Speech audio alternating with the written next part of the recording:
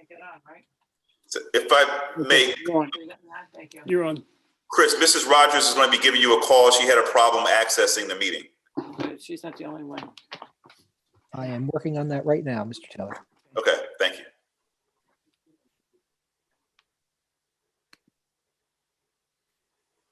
Hi, Dr. Cartier. Hi, how are you? How's everything?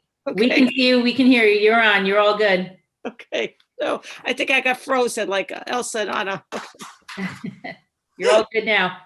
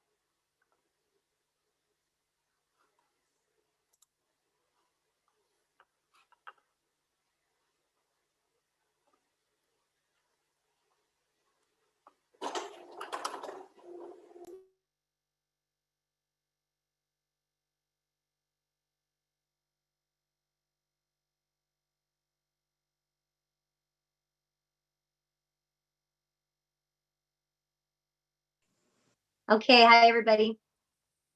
Sorry about that.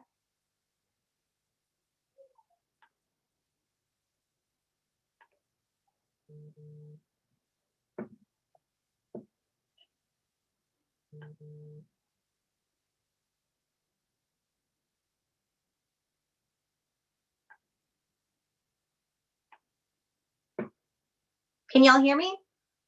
Yeah? Okay. Adequate notice of this meeting has been provided by sending such notice to the Asbury Park Press, the Middletown Patch, and the posting of such notice at the August T. Minor building and each elementary, middle, and secondary school website in the district. Roll call. Mrs. Caminiti, Here. Mr. DeFranco, Mr. Donlin, Here. Mr. Gimo, Present. Mr. Little, Mrs. Minuis, Here. Mrs. Wright, Here. Mrs. Stella, Mrs. Rogers. Here. Mr. DeFranco is here. He just confused the hang up button with the unmute button. My apologies. I can't see Mr. Little. Okay, Mrs. Stella, Robin? Here. I'm here. Oh, okay. Okay, please stand for the Pledge of Allegiance.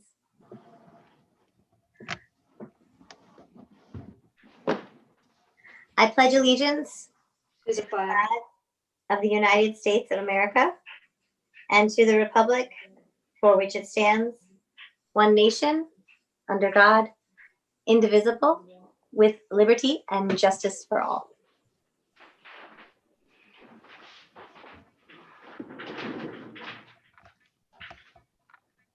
Okay, I'd like to start with our student recognition.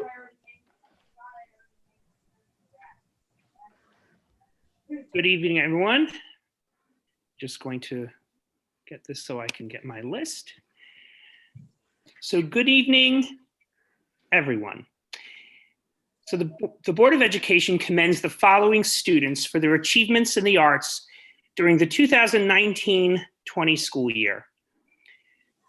Caroline Bedetti, Thompson Middle School, All Shore Band. Tessa Bowler, Thorne Middle School, All Shore Intermediate Band, and Thorne Instrumental Music Award.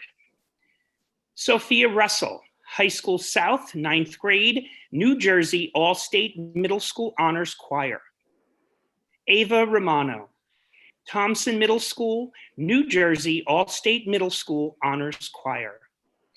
Joshua Yanton, High School North, nominated for Outstanding Lead Actor in a Drama 2020 Count Basie Awards.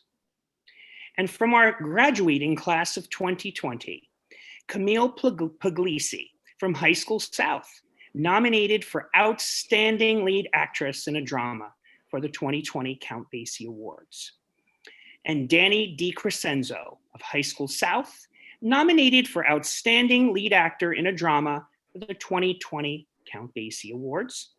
And finally, Mackenzie Connick of High School North, nominated for Outstanding Featured Actress in a Drama in the 2020 Count Basie Awards. I'm Stephen Graziano. I am the Director of Arts and Business Education, K-12 for our district, and I'm very proud of each and every one of our students out there. Congratulations for these great accomplishments. Thank you, everyone.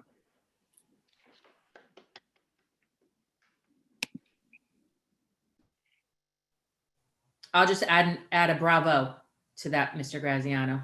Bravo to these students. Thank you, Mrs. Pekas. Yes, congratulations. Wonderful. I'm glad we were able to have this opportunity to recognize them tonight. And thank you, Mrs. Walker, for allowing that tonight as well. Okay, let's move on to our committee reports for the evening. We're starting with technology. Actually, Mrs. Rogers, we're going to mix up the agenda a little bit, and we're going to start Well, with strategic planning because we crazy. have Mylona McBroom here Oh, to give a brief presentation on the updates or the revisions on the enrollment projections and the capacity information. So we have Rebecca Auger and Mike Zuba from Mylona McBroom here to speak to everyone this evening. Hi, everybody. Hi, thank you. I'm going to bring up a PowerPoint.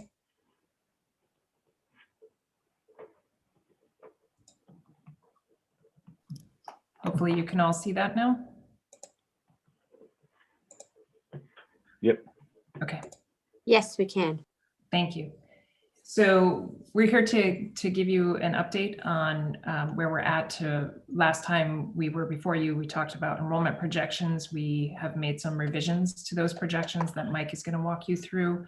And then we're going to go through our capacity analysis of your buildings and just touch briefly on alternatives and the criteria that the subcommittee has been working on.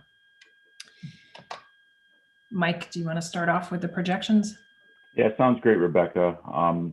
We began our work on the projections over the course of the summer and began presenting those with the committee and with the board right around the time school was starting.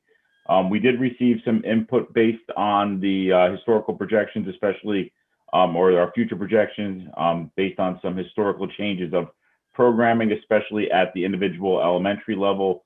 So that was something we dug back into all of our notes and took a look at what the influence it had on it was. And, you know, it's not uncommon to be able to get input on things that change programs and impact the cohort survival ratio. So as we really dug into the individual school persistency ratios, and if you recall back a few months ago, that's how we develop our year-to-year projections, not only for kindergarten, but really grade level to grade level. We noticed that the programmatic move there had negatively impacted the ratios there.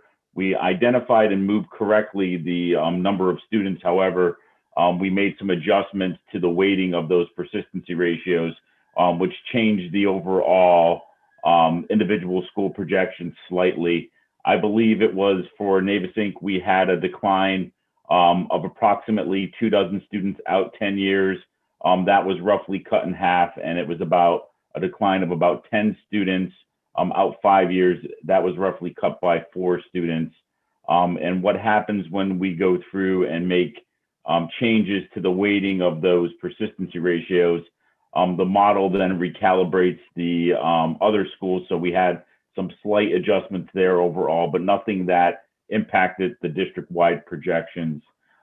Since then, we were provided the enrollment for October, so the kids that are in school today, and we've been tracking trends throughout our clients, not only in New Jersey, but also throughout the tri-state area. And it wasn't uncommon for us to see within your current enrollment a bigger drop in kindergarten and first grade. I believe you lost about 100 students over what you would typically have historically in each of those grades. We look to be able to get some data from the New Jersey Department of Education, but weren't able to get anything posted that, or find anything posted that talked about statewide trends. So that's something we're taking a deeper look at, but it's a trend that we've been seeing throughout all of our client communities now. And it's really related to the pandemic and just some uncertainty at those lower grade levels. But I did, before I pass it over to Rebecca to talk capacity, as we get through this scenario planning and as we go through the projections, we're relying on sort of what has been the historic pattern.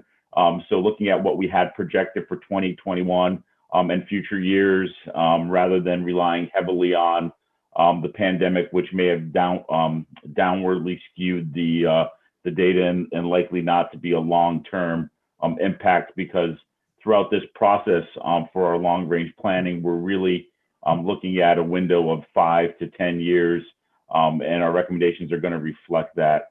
So Rebecca's just floating through now our elementary as well as our middle school, and then we'll get on into the capacity update portion. We know you have a jam-packed agenda for tonight. Thanks, Mike. So our capacity analysis of your buildings began with looking at your district's long-range facilities plan, which is filed with the Department of Education. And we reviewed that. We reviewed that in conjunction with your class size practices. We did update classroom usage and operational capacities with your building administrators, because there's been obvious changes in the districts since your last LRFP was filed. And then we went through to make sure that we were accurately capturing general education classrooms and special education self-contained rooms, because those are the types of rooms that really generate our capacity numbers. So those are the two types of rooms you're going to see in a couple of tables in a moment that are really driving the capacity numbers. These figures are based on your current program deployment. So they can be affected by changes, whether that's a movement of a program, such as movement of pre-K or special education programs. It could be a change in an educational model, how you use the actual classrooms within the building, or some kind of localized change in the physical use of the building. So these are operating capacities. They reflect the unique uses within your buildings now and the unique programs that are within the buildings now. We're using them for our alternatives planning as we move forward.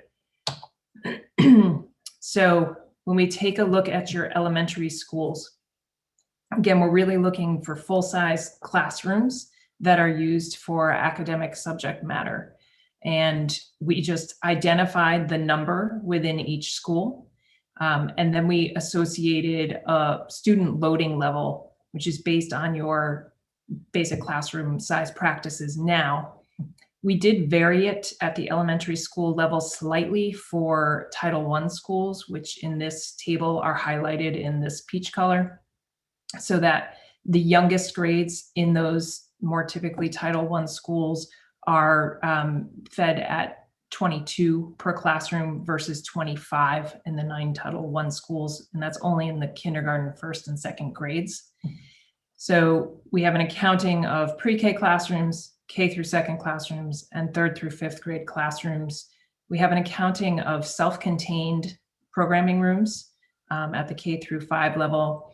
And then just to understand the different uses within a building, we like to take a look at the full-size art, music, and other classrooms that are available, because it shows some great discrepancies across the district, where you have schools that do not have an art room or a music room, and then you have schools that have one art room and one music room, plus 3 additional classrooms that are used usually for intervention, OTPT, speech, resource rooms, those kinds of uses. So these are not generating capacity for us, but they are helping us to evaluate disparities in uses across the buildings at this level.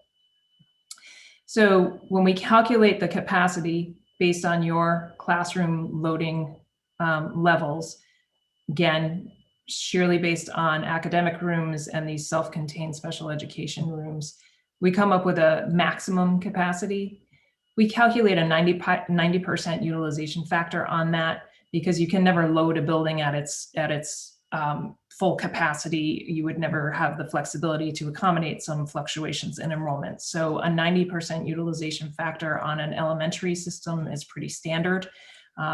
And we know that there are also some core space issues in your elementary buildings, especially around the all-purpose rooms and the variety of uses that those rooms have to accommodate. We also know that you have some issues with a lack of kindergarten rooms at Harmony. You have to file for a waiver every year, in fact, because you just don't have the appropriate spaces per state standards for those types of rooms. So outside of these capacity numbers, we know there's some other issues to be aware of, and we do keep that in mind as we look at alternatives moving forward. But our overall operating capacity for the elementary system is right below 4,500 students. At the middle school level, we're again looking at general academic rooms for full-size classrooms, self-contained special education full-size classrooms. We take a look again at science labs and other classrooms just to understand disparities in usage or availability of those types of specialized spaces across the district in different buildings. And we were made aware in our discussions with building administrators of some issues, especially at Thompson with the cafeteria, that it's really operating at its maximum capacity. At the middle school level, we use a lower utilization factor of 85%. And that's because these buildings are more dependent on scheduling, and there's a need for a little bit more flexibility. You don't have students staying within their classroom for the bulk of the day. Their students are moving around the building. So you need a higher degree of flexibility to accommodate that. Again, 85% is a fairly standard utilization factor at this level. So comparing the general classrooms and special education self-contained rooms available across your different buildings, and just the overall difference in the number of rooms available across these buildings, Thompson's operating capacity is obviously higher than Bayshore and Thorns. And an overall district-wide capacity of about 2,900.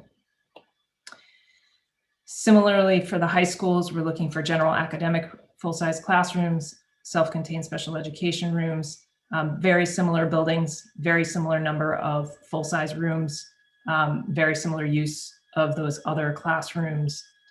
So there's little disparity between High School North and High School South. So the operating capacity, which again is calculated based on an 85% of the max, is about 1,500 students for each building. We understand from building administrators that a lot of the core spaces within the buildings, the gyms, the cafeteria, auditorium, are taxed by that loading level. And again, we're using that 85% utilization factor for a district-wide capacity of around 3,000 students at the high school level. So then what we've done is taken those capacity figures and compared them to our projected enrollments to calculate a utilization and projected utilization. So this is the elementary system compared to your projected pre-K through 5 enrollments. And district-wide, you're operating at a pretty high level of utilization, where you're in the high 90%, projected to get just over 100% in the latter half of the projection horizon. But you have a little more discrepancy between the buildings as you look through this table, where you have some buildings that are operating in the 80% range, low 90% range, and then you have some buildings that are operating, over 110%.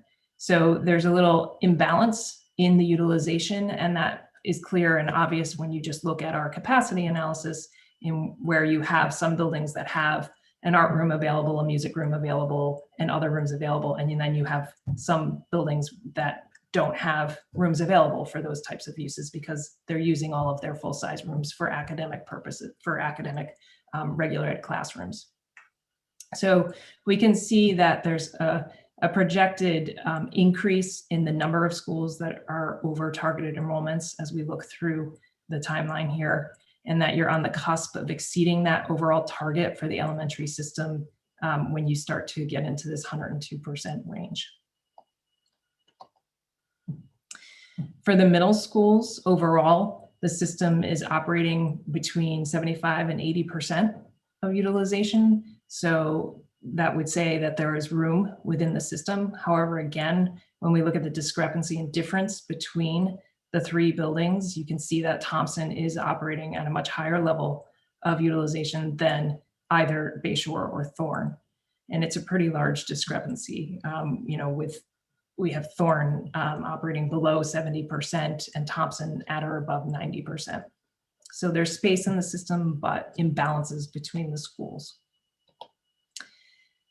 At the high school level, it's pretty high utilization across the district, although the projections are to slightly decrease over the next decade.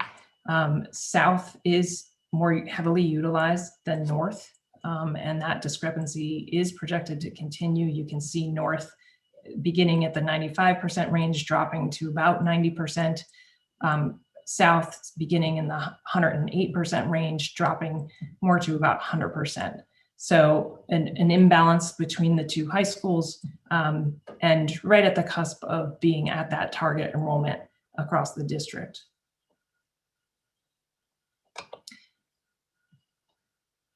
Working with the committee, the planning committee, they have developed a great rubric to use as criteria as we begin to develop our planning alternatives for the future. And we had the chance to talk to them about this recently and get some feedback and input on what exactly these goals and objectives would look like as implemented in alternative scenarios. And so we're beginning to develop those scenarios now.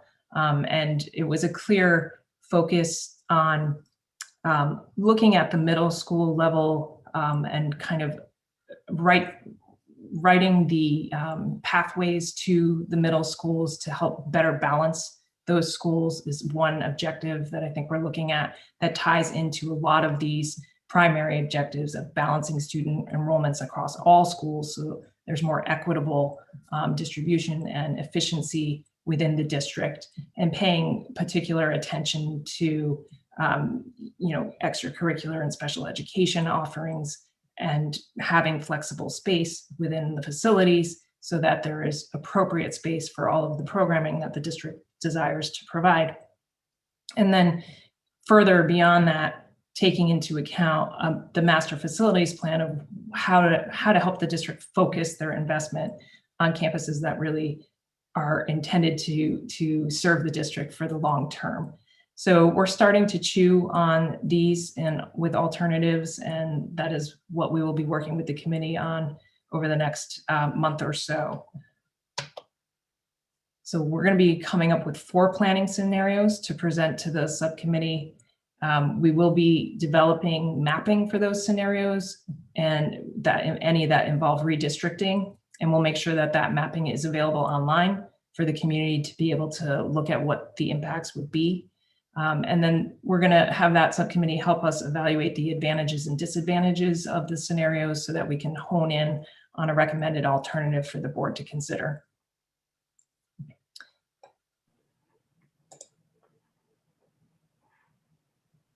Be happy to take any questions. Has there been any suggestions on which way you should be leaning toward?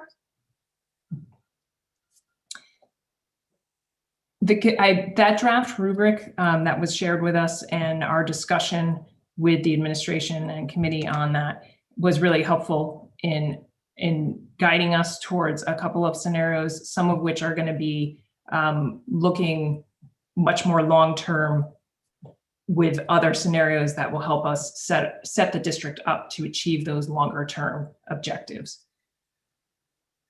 Yeah, and Rebecca, just to add to that, I think we want to be able to put out sort of a menu of options that some may be a little easier to implement in short term, and some may be a little bit longer looking and a little bigger lift, and then have both of those bookend that and have some in the middle as well, and then be able to get input based on that to help kind of further sort of narrow down the best direction to go in.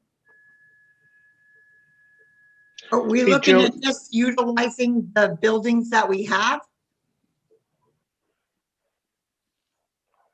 I think for some shorter term options that will be easier to implement, we will be looking at using the buildings you have, but with an eye towards a longer term objective to ensure that we are setting the district up to best facilitate movement towards investment in strategic locations. Or are you talking about building buildings? Hey, John, maybe this is where we should step in as the committee and discuss and have that discussion, because I know that we haven't invested Malone and McBroom with those decisions. They've delivered what we've asked for, which is that capacity study as well as refining the demographic analysis. But I think Mrs. Mingui, what you're talking about would be next steps, and the subcommittee or the committee, I guess. We're certainly not there yet. What we developed is the rubric in coordination with the administration in order to grade any potential suggestions that come out of the data. But we're effectively seeing the data along with the rest of you, as a whole for the first time.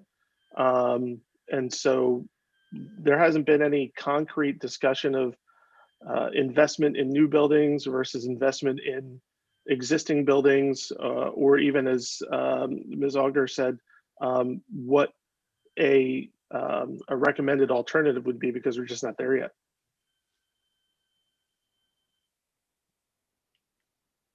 When are we planning on getting there?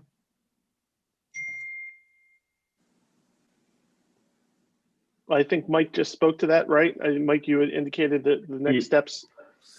Yeah, our next steps is really putting these family of options together. And I'd like to, and I think Nick, really described it well. I think where we're starting is not at a site, at a building, at what goes in a classroom, but sort of the vision of, what could some of these pieces at 10,000 feet look like, and how did they play out and kind of work together in order to kind of set the direction at really an upper planning level.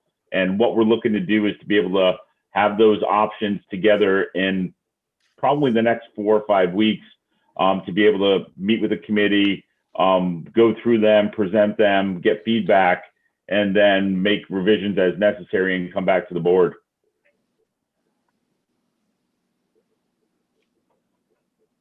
I mean, if you look at the data that was just provided there, the thing that jumped out at me, two things, was three things.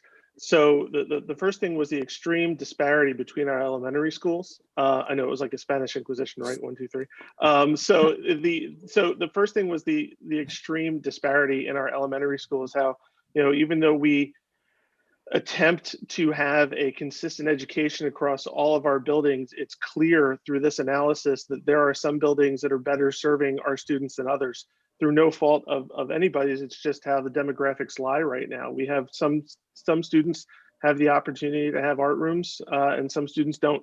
I personally don't think that's fair. So I would want any proposed solution we have to go towards equity at our elementary schools. The other thing that jumped out was, as the housing comes online in the Fairview area with that new development over there, how those numbers jump up to 145% of capacity, which means that the time is going to come very soon to determine whether or not the community wants to build or wants to have a massive reshuffling of students in order to accommodate those students within the existing infrastructure. And then the third thing is the imbalance in our middle schools, seeing that, you know, Thompson just carries so many more students than do Thorne or Bayshore, and what opportunities we have there, again, to balance those loads out so that our kids have, you know, a more equitable distribution and therefore have better opportunities. So, I mean, those are my three takeaways. I don't know if any other members of the board or the committee want to speak to that.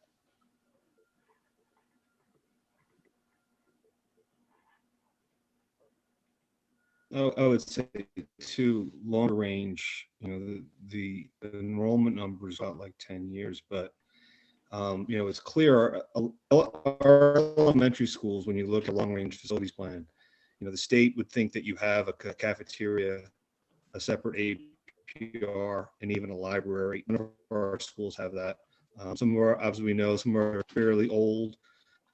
We have individual air units inside the classrooms, which, you know, obviously came up as a topic during the COVID situation. So eventually we're going to have to replace those Airedales that are inside the rooms. So we don't have APRs that don't have air conditioning. You know, Bayshore, I mean, you can't even put a full-size basketball court in a gym. You know, so there are different things over time. You know, we're going to have to do investment every so often, right? I think it's been a few years since we have to figure out, well, how are we going to go about doing that next time? You know, is it going to referendum? Where do we put that money?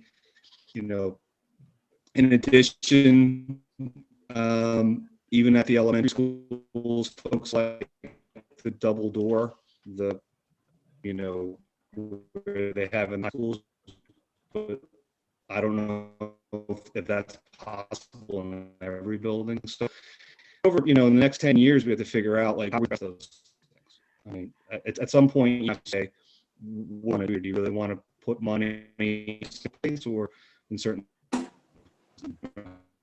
how that's going to come out in future. Hey, Nick, quick question on the projection for the high schools. And that is that if you're basing the projection at the high school on the current projection at the middle school, then the idea of moving some of the middle school doesn't give you the same projection at the high school. That would be correct, right? I would say, Mike, that's correct under the current way that we do things, right? You know, so I would imagine that some of the suggestions that Malone and McBroom may provide to us would maybe even change up the sending zones for the high schools. You know, the thing that, again, just going back to just looking at the raw numbers, you know, I look at those numbers like a ticking clock. And, you know, we only have as a township, I can't say as a board anymore, but we only have as a township, you know, 5 years or so to figure out how we're going to absorb these students into our infrastructure and how we're going to do it equitably. And the longer this board and this township waits to do that, the worse the decision is going to be. You know, so this is not a decision that can be put off or kicked down the road. The numbers are staring us right there in the face. 145% capacity at Fairview, a huge imbalance at Thorne and Bayshore versus Thompson. And because of where Fairview sends, you know, you don't see that imbalance then trickle into the middle schools because there's a ton of capacity at Bayshore, but that doesn't help the kids at Thompson who are in a really full school. So there are, and as John said, you know, Bayshore itself is a substandard, you know, facility from an infrastructure standpoint. The gym is not nearly as large. The layout is unique to say the least. So, you know, there are a lot of decisions to be made. You know, going back to what Joan had said earlier, I think that all of those items, Joan, that you had said, whether it's new buildings or expandings or redrawing lines, have to be on the table. But there has to be a decision made in the next year or two on short and long-term goals. There have to be, because otherwise we're going to have people moving into this community. I know we love to talk about people moving into the community. We're going to have people moving into the community, and they're just going to be staring down the barrel of substandard schools compared to Homedale, compared to Marlboro, compared to other towns. And that's not fair to the kids who are here already, nor is it fair to our taxpayers, you know, who expect our schools to help with their property values, and their investments in their homes. So I just think that the time has come to start making decisions.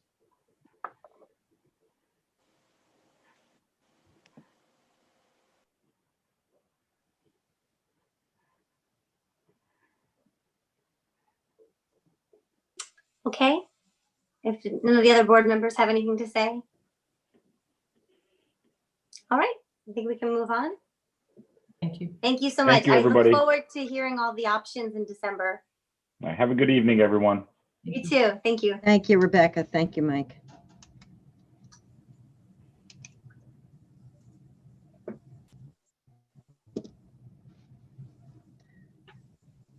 Okay, so now would we move on to technology? Is that where we're going, Amy? Mrs. Rogers, I think Mrs. Walker, I think Mrs. Rogers and Mrs. Walker wanted to speak and give an update now.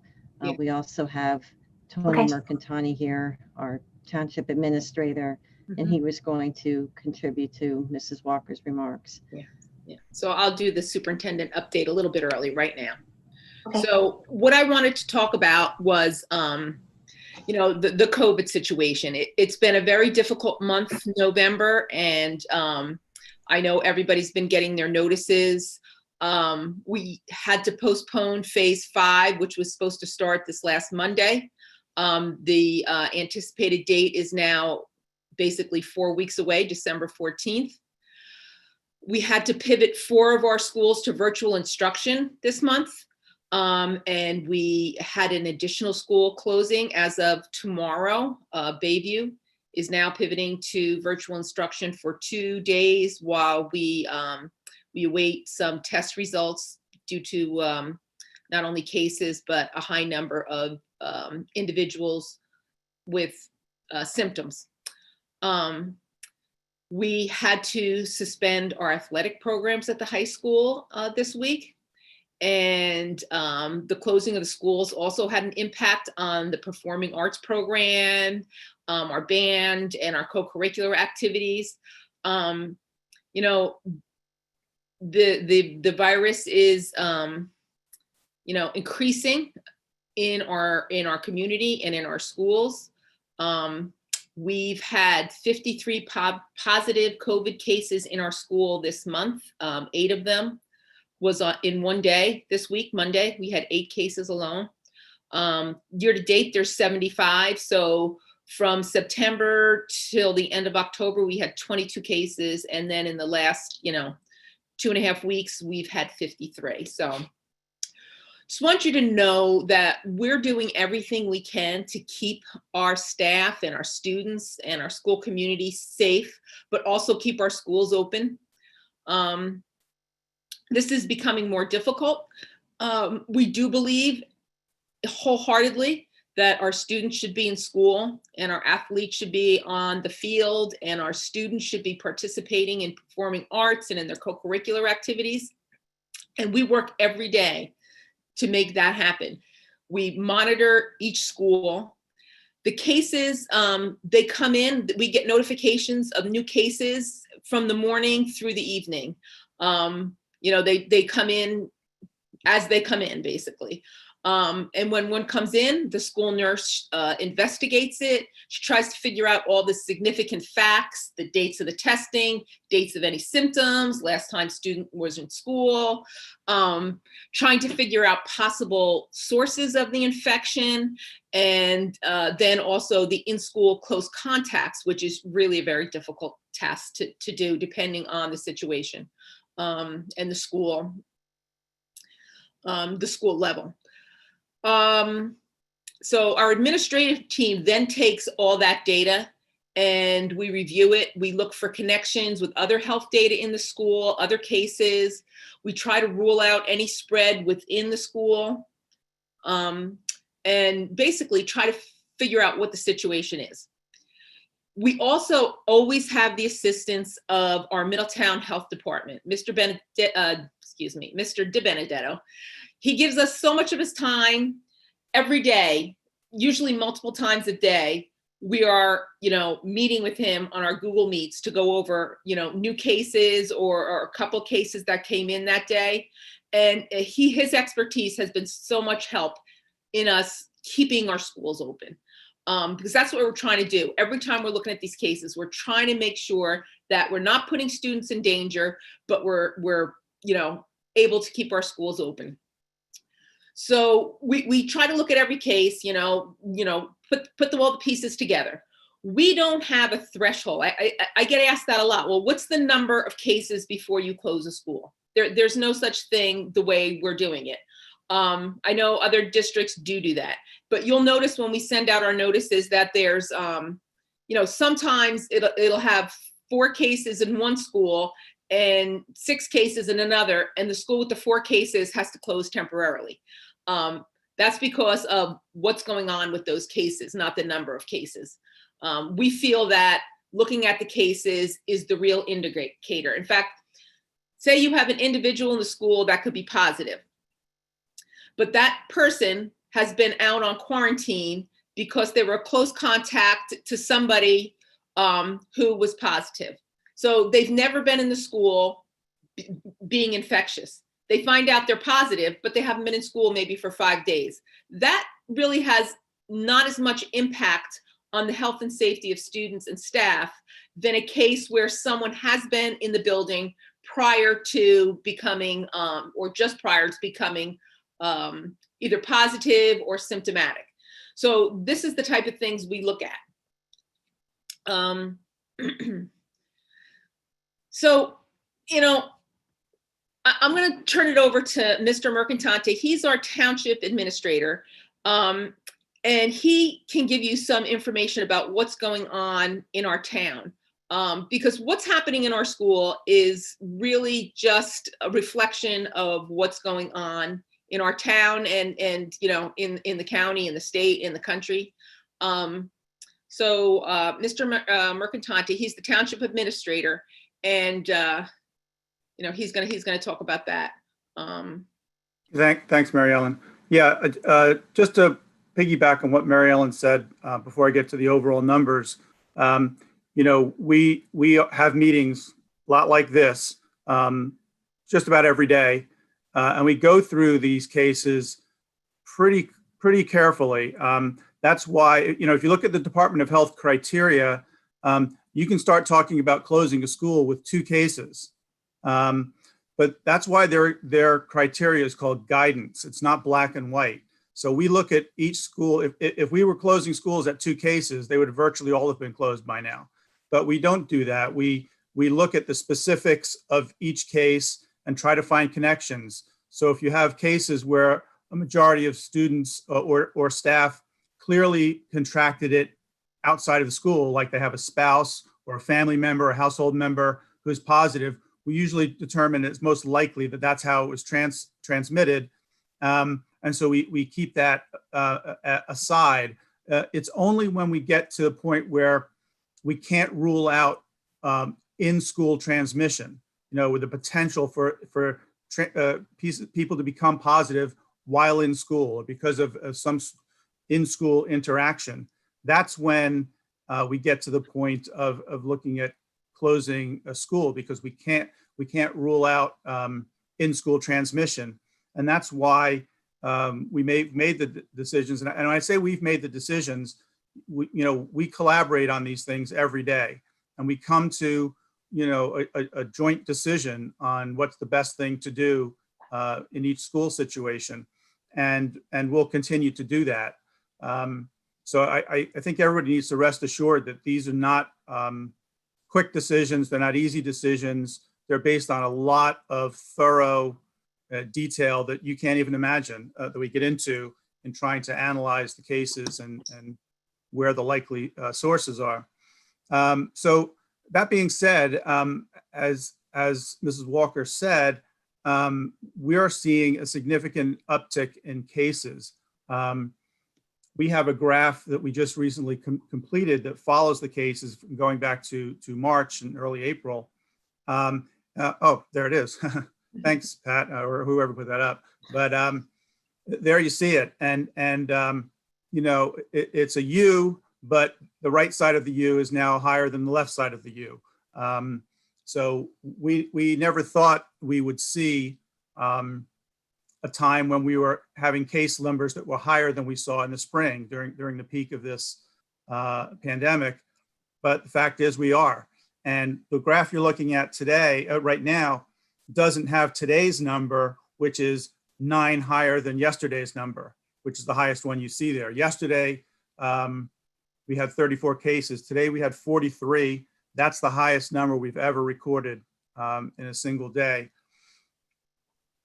And so it's clear that the rate of transmission is increasing in the community. Now, I will say, if you look at our community compared to a lot of other municipalities, we're doing pretty good, relatively speaking, compared to our population.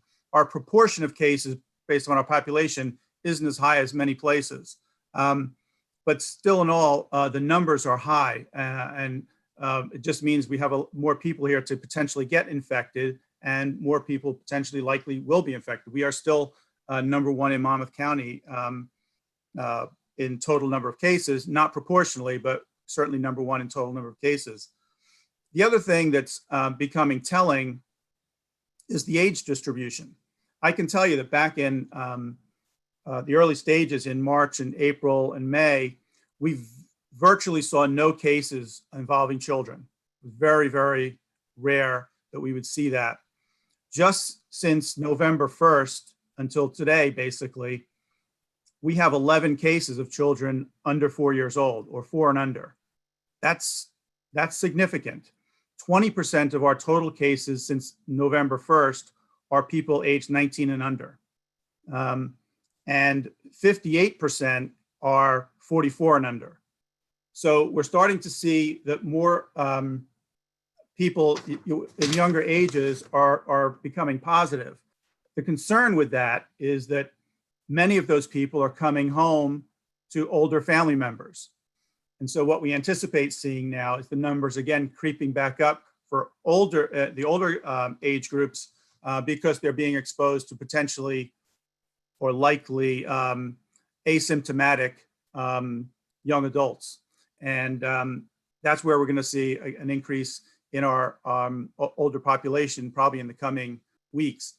Right now, we don't expect to see this trend change, and that's one of the reasons you pushed your dates back for your next stages. The concern is that in December and January, we're likely to still see these very high numbers. At least that's the way it's looking right now. Vaccine aside, that may help at some point, but I don't think it's going to be helping us by December or January. So, all that being said, I think I want everyone to understand that, we consider ourselves a team in doing these analyses, and we take a lot of time to deliberate on these decisions, and they're really, really hard to make. But at the end of the day, somebody has to make these decisions or make these recommendations. I appreciate that all the time your staff puts into it, my staff puts into it, and but rest assured, it's a painstaking and detailed process that we go through. But the numbers right now are really starting to get to the point where they're getting a little scary in the rate of increase that we're seeing in the last week or so in particular. Thank you, Tony. I really appreciate that. We're not telling anybody this to scare anybody. This is something that we are managing, and we're doing it daily. And it doesn't matter whether it's the weekend or the evening. This is what we're doing. This is pretty much taken up all our time. If any of you have sent us emails lately and we haven't gotten back to you yet, it's because this is what we're managing. We're trying our best to get everything done. But this is our priority, and we want you to know that this is our priority.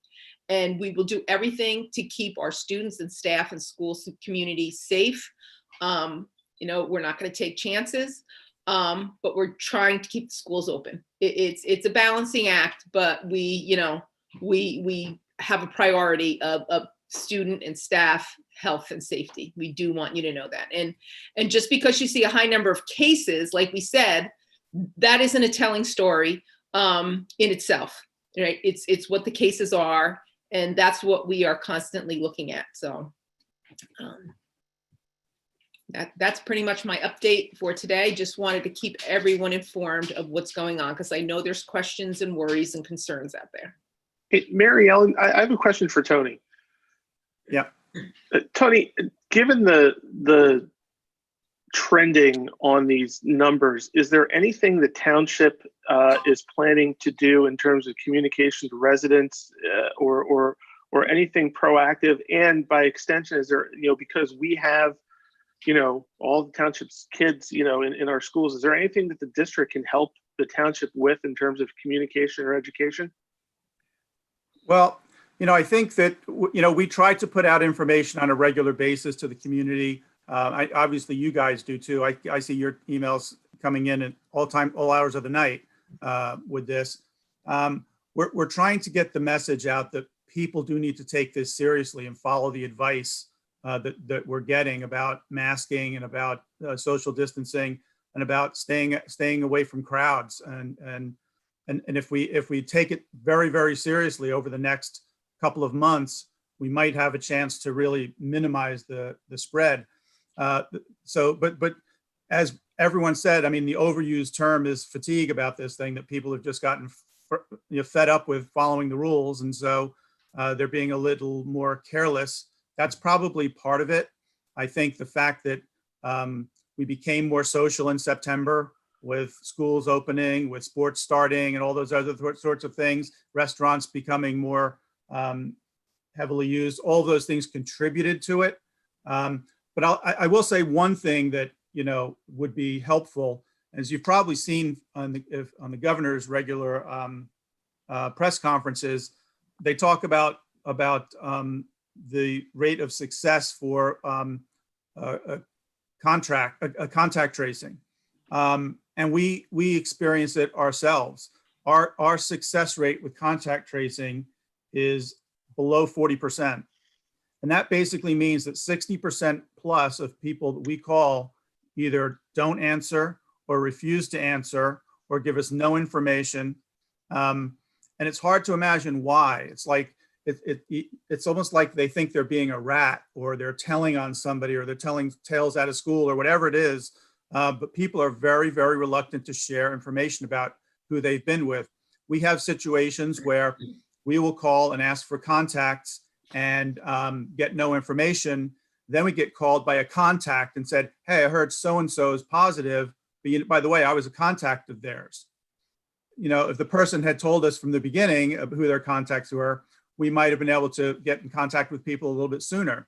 And we're seeing it, every single day. It's very frustrating. We have a team of people who spend their day reaching out to positive cases and trying to track down who their contacts or their potential contacts were. And we get very, very poor response. And to me, at some point, people need to grow up a little bit and be honest and give us the information we're looking for. It's not, no one's trying to expose anyone or trying to accuse anyone of doing anything wrong or foolish, but you're talking about lives here. And I will say, the other thing that we're seeing is that we now know that there are cases amongst very young children. We had a case just this morning of someone 18 months old who's now positive.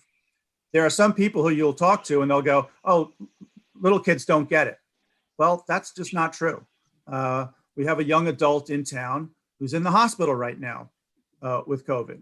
So it can happen, and it can be a serious issue even for youngsters.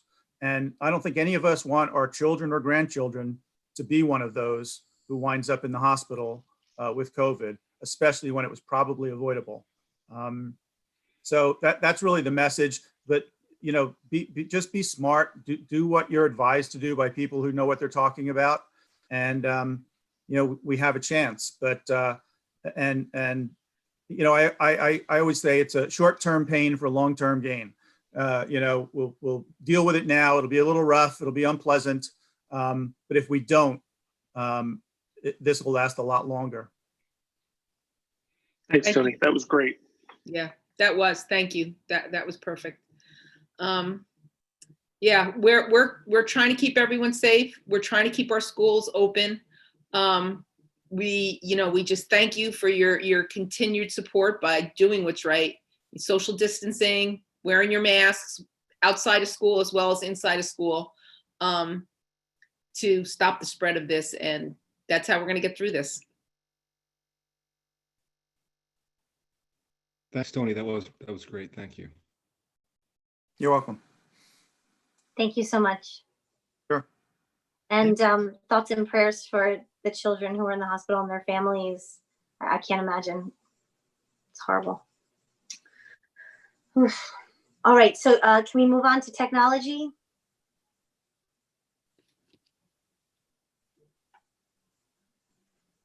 Good evening. I have a number of items on the agenda tonight for information only for the board. The first agenda item is the MTPS website, the Department of Education Office of Civil Rights Compliance. We discussed this over the summer as well, but during July and August, Chris Toll and I were in communication with Ms. Perry, an attorney advisor for the U.S. Department of Education's Office of Civil Rights regarding the accessibility of our district website and websites of our individual schools. Ms. Perry and her team provided us a list of links selected at random from our district website that served as a reference for Chris and myself, basically accessibility flags that were not in compliance with the Americans with Disabilities Act. We scheduled additional meetings with Ms. Perry and her team over the next few months. They provide us direction and additional training, better understand the type of corrections that were needed to be completed. I'd like to report happily that since our initial meeting, Mr. Rotolo continues to audit the district websites and implemented fixes were needed to ensure compliance when possible. The audit is ongoing, obviously, as new pages or information are brought online. Additionally, Ms. Perry did also confirm that the district is now within compliance due to the disclaimer that we have now included at the bottom of all of our district web pages. The disclaimer states that those who have difficulty accessing information on web pages can please contact an email address, mtpscommunications@middletownak12.org, for further information. The second item on tonight's agenda is the Incident IQ help desk ticketing system. This week, I actually sent out a message to staff today. We're beginning the soft rollout of our new help desk ticketing system, Incident IQ, for all staff and students. Incident IQ is also our district IT asset manager.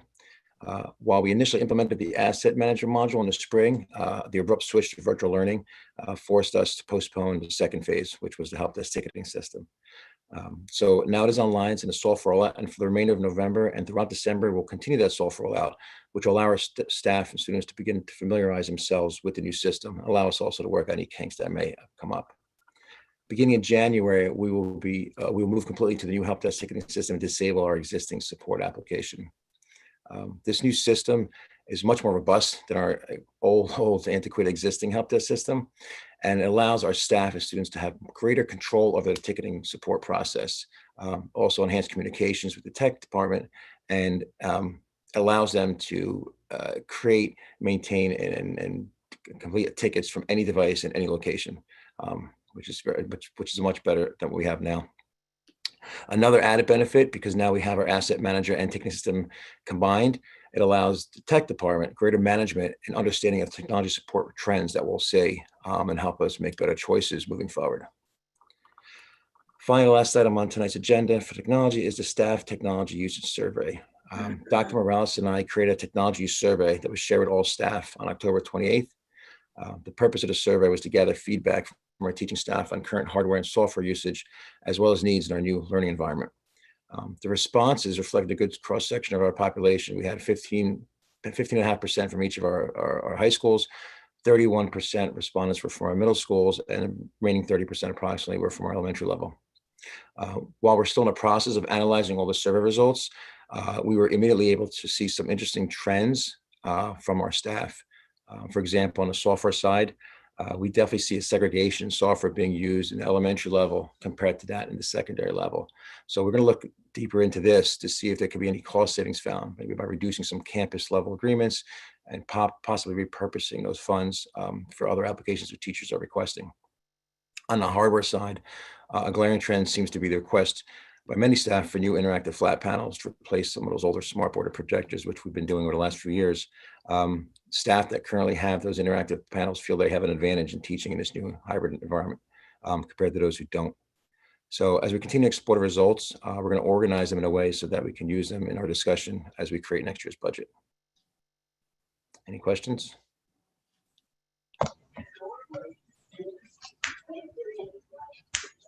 Thank you, Dave. Thanks, Dave. Thank you.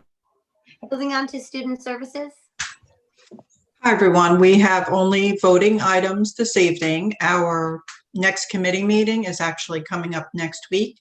And the next meeting between admin and the Friends of Diverse Learners is coming up in the beginning of December. So we'll have informational items for the next meeting, but tonight it will be voting on a few students who are coming up for home instruction.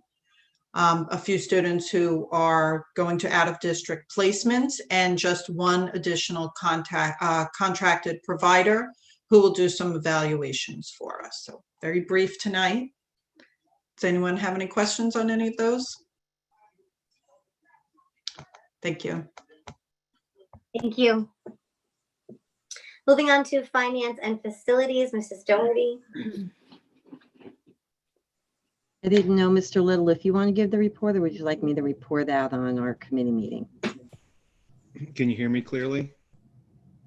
I can. Okay, so I'll do it. If I start to glitch, I'll stop. The committee, the Finance and Facilities Committee, we met on the 10th of November. We had very, myself, Nick DeFranco, and Pam Rogers were present, along with Amy Doherty, Ms. Walker, and Walter Cahill. We talked about, in terms of facilities, about the school facilities, in particular, an update to one of our policies, regulations about language regarding a required safety security training to outside youth sports programs that use our facilities. The district has been providing training to the outside groups on evacuation, lockdown, and other security procedures for the last few years, but we have to update the policy for that. That's policy 7510. We also talked about 2021 facility use permitting. Currently, the district is not granting permits to outside groups until there's more information regarding the school winter sports schedules. We discussed additional requirements for permitting our facilities to outside users during the pandemic, including, if we have someone else use our facilities, we'd have to have increased custodial presence for cleaning in between team use, security to monitor the attendees, and to enforce no spectator rules. Available time would also be more limited due to the need for more time to clean the various areas. So this is something that we have to consider. And based on what Mr. Mercantani just shared, and what we're seeing in the district, it's unclear when we'd be able to do this for the various different programs. It's not just sports. There's other groups that use our schools after hours. We also discussed a memorial tree at Harmony Elementary School for Luca Iacono. Mrs. Doherty updated the committee on this topic. It was originally discussed in shared services. This is something the township has coordinated with the district to plant this tree. The plans, I think the timing for the tree, Ms. Doherty, do you remember when that is going to be? I don't think we had set a date. This is important for the school community, and especially for Harmony. Luca Iacono was a beloved student and friend of many of the children and parents and families. I don't know if they've set a date yet. I think the township is leading this effort. Yes, when we had the committee meeting, we didn't have a date, but I believe they have set the date for this Saturday. I know they have the memorial plaque that they were waiting for, and I believe it's this Saturday, but I will confirm. Yeah, that's a fantastic thing, and that's a great thing that the township doing for a fantastic family. We also talked about the right to know surveys. Mr. Cahill updated the district that the district underwent a surprise right to know review by the NJ DEP. No issues of non-compliance were identified, so that's a good thing. Bayshore, the HVAC project. I think at this time, the 10th, we were talking about the project could be completed that week. I don't know if there's any updates since the meeting, Ms. Doherty, in terms of the Bayshore air conditioning. No, they are basically finished and they're just doing, some wrap up items, but they are basically finished. Okay. Talked about a few staffing vacancies in the custodial ranks. We talked about the Port Monmouth building a little bit. We're talking about the Port Monmouth building is still standing empty, and at some point the board will have to discuss what to do with that building. We talked about, after facilities, we talked about finance. We talked about the 2021 budget. We reviewed some budget areas high level in terms of revenues. We talked about various different things about extraordinary aid and things like that. We talked about personnel expenses. This is something that we're going to have to keep our eye on. We talked about things like security staff budget, which is approximately 200,000 over budget. We talked about paraprofessional staffing costs that are within and without the budget. This is an area that, at the time, because of COVID, we're going to have to start tracking where we are trying to run the schools with substitutes and things like that. The budget process, I believe, we're probably going to start kicking that off in January. But hopefully before that time, we can kind of get maybe a dashboard to sort of see where we are with run rates. We talked about the YMCA in the township, I guess, or talking about some kind of childcare agreement using the library. I guess the library needed a license to do that. I think that license was, there's interim regulation that allows some of that to be streamlined. So in terms of, I guess, daycare, the YMCA, I guess, will work with the town and the library to sort of make that facility available. Mr. Little, I just want to add the library was actually meeting tonight to discuss that. So I don't know the outcome of that meeting, but I know they did have a meeting tonight. Right. And that's, the school district doesn't have any involvement other than maybe, I think there's a couple district employees who might be on the board for the library. Yes, there is a board liaison, but I don't know if they were at the meeting this evening. So okay, we will find out what's going on. And I think we just talked about the budget again. I guess the budget manuals have been distributed to administration for the 2021-22 budget. So, right now, so we have a couple things going on, right? First, we have to monitor this year's budget in terms of some of the changes due to COVID. And then we have to talk about the following year's budget as we roll into January. Yeah, so we've actually already started the process in district, but we will, as we discussed, right. At the building level, board discussions in January. Was it missing anything, Amy? No, I just want to add that I did get more information. That there is the ceremony for Luca is at Saturday at 2 p.m. I know that Harmony invited staff and family too, but was not, we're not extending that to the students at this time, or staff and family. But that's where that stands. Thank you for that update. There's just a couple other things under facilities and finance. On the voting agenda, we will have our financial reports as usual. We also have our bus evacuation report that we do a couple times a year.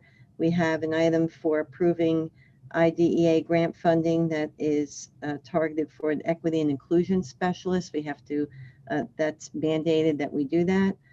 We also have the approval to submit for our school security grant, which was originally due this Friday, but now it is due.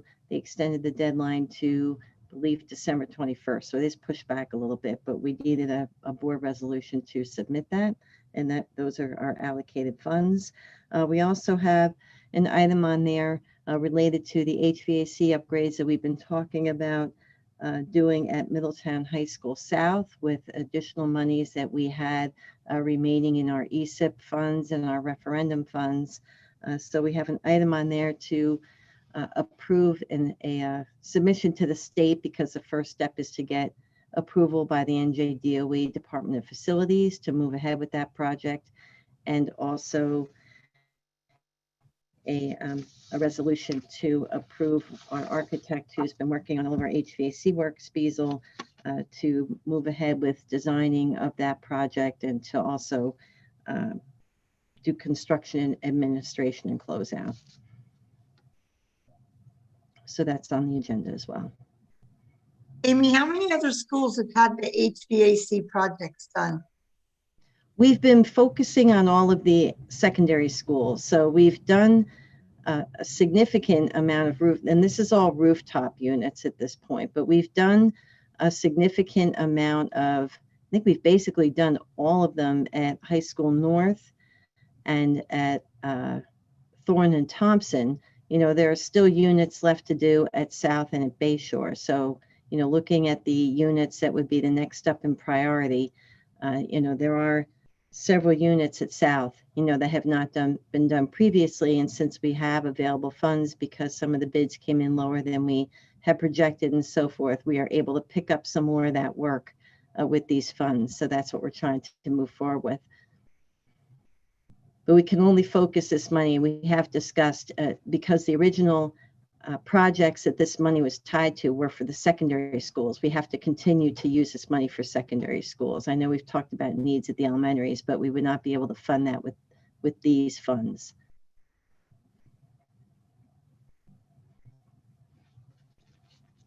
And that was it for facilities and finance. Okay, thank you, Amy. So our next topic is policy. The policy committee met on the 10th of November. I know Mr. Donlin wanted to speak a little bit about what we discussed that day. Mr. Donlin, are you on the call? I am. No, I wanted to talk mainly about, well, first I'll let Amy give us a review of the policies that we were going to put forth. So there's a few that are up on a first reading, I think one for a second reading, Amy. And then I'd like to discuss policy 7510. Okay, well, we did meet on the 10th, as Mrs. Rogers just said. We did talk about actually a couple of policies that we reviewed were related to our spectator attendance at athletic events, home and away. We were looking to see what those policies, we looked at sportsmanship and crowd control. We are actually proposing a revision or an addition to the wording in regulation 9161 crowd control to include a definition of school grounds to mirror the one that we already have in regulation 5530. So we were just making a clarification on that regulation, and we are adding that definition so it's more clear on, you know, what constitutes school grounds. We also have several policies on the agenda for a first reading, and they are as a result of recommendations made by our policy consultant, Strauss Esme. We are doing first readings on revisions to policy 1620, administrative employment contracts, 6440, cooperative purchasing, 6470.01 is a new policy on electronic funds transfer and claimant certification. We also have 7450 property inventory. We have policy regulation 7510 use of school facilities, and policy 8561 procurement procedures for school nutrition programs. So the policy use of school facilities that Mr. Donlin just mentioned, the recommended change, which is actually a mandatory change that is the primary change in this policy for this month, is to the inclusion of language about the requirement to provide to outside youth organizations that use our facilities, again, when they're open for use, because as Mr. Little had referred to in our other report, we're not currently permitting, but to basically provide those groups with training on our school security and safety procedures, which we've actually been doing for the last few years, but we are memorializing it because it's required to be memorialized in our policy, and we have language to reflect that. The other change that came about in the process of updating, or the other difference that came about in the process of updating this policy, is the Strauss Esme template for our policies, which, you know, when we develop our policies, we take the Strauss Esme template, we review it, and we incorporate the mandatory language, and, you know, the board and the district are allowed to make individualized changes as long as it doesn't go against anything that's required or go against anything that is a law or a you know, an administrative code item that we can't change. But There are several uses, potential uses listed in our policy in order of priority per se. One possible use that's included in the Strauss-Esme template is the use by community political organizations. And our existing policy did not have that included. It's not mandatory that it be included. It's something that Strauss-Esme includes in their template. It's currently a difference between their template and our policy, but it would be up to discussion, with the board, whether that would be included as a change or not included as a change at this time. Again, it's not mandatory, and we don't currently have that included in our policy. So I think that covers the revisions to that policy, or the differences or the proposed revisions to the policy. In policy, in policy 7510, I would like to see if we could have that political organization line struck out and then listen to any comments by the board members. I agree. I don't think it belongs there at all. I agree as well. I wanted to ask Mike, did you say something that there's a second reading policy? I don't see a second reading policy on here. I thought there was a second. No, they're all first all readings. first. Okay. Mm-hmm. Okay, but as far as taking that line out, I agree. It's fine with me. So, I think that the bullet point before it kind of covers student rallies, things of that sort, like that have been taking place in front of central office the past few days. It still gives the kids a student voice. I don't think that would stop them by taking out political organizations. I think it says specifically political organizations. I don't think that needs to be on school property. Go ahead, Leonora, sorry. I just want to know if when we do this now, that becomes a first reading again, when we change this, correct? I think Mr. Taylor said significant change. I'll leave it up to Mr. Taylor to give us an opinion, but in my opinion, removing one item from the policy probably doesn't constitute a significant change. Well, it depends. I heard one reference to, I guess, political organization. If I'm not mistaken, there may have been other proposed revisions. I'll defer to the board if you want to refer it back to the committee to review and analyze, or if you want to move forward. If the only change is striking that reference to political organization, then this can satisfy the first reading. You make that change and it can move forward to a second reading. If there are other proposed changes in mind, I would suggest you refer it back to the committee. I'm comfortable with just that line being taken out. I don't think that line belongs in that policy. I guess, did the committee review the other policies then? Yes. Those were all discussed at our policy committee. Yeah, and I'm also in favor of taking that one line out. I've read all the policies that are on for first reading tonight, and specifically to 7510. That's the only thing actually that I find objectionable. So I would actually be fine with this constituting the first reading if we're just taking that line out. Okay, that sounds simple enough. That can be revised, redistributed to the board at the next meeting, and then that will be the second reading, at which point the board will vote to adopt the policy as revised. Okay, I think that's post good, the revised version. Amy, if we're done with 7510, can you explain what 6440 changes are for the cooperative purchasing? Sure.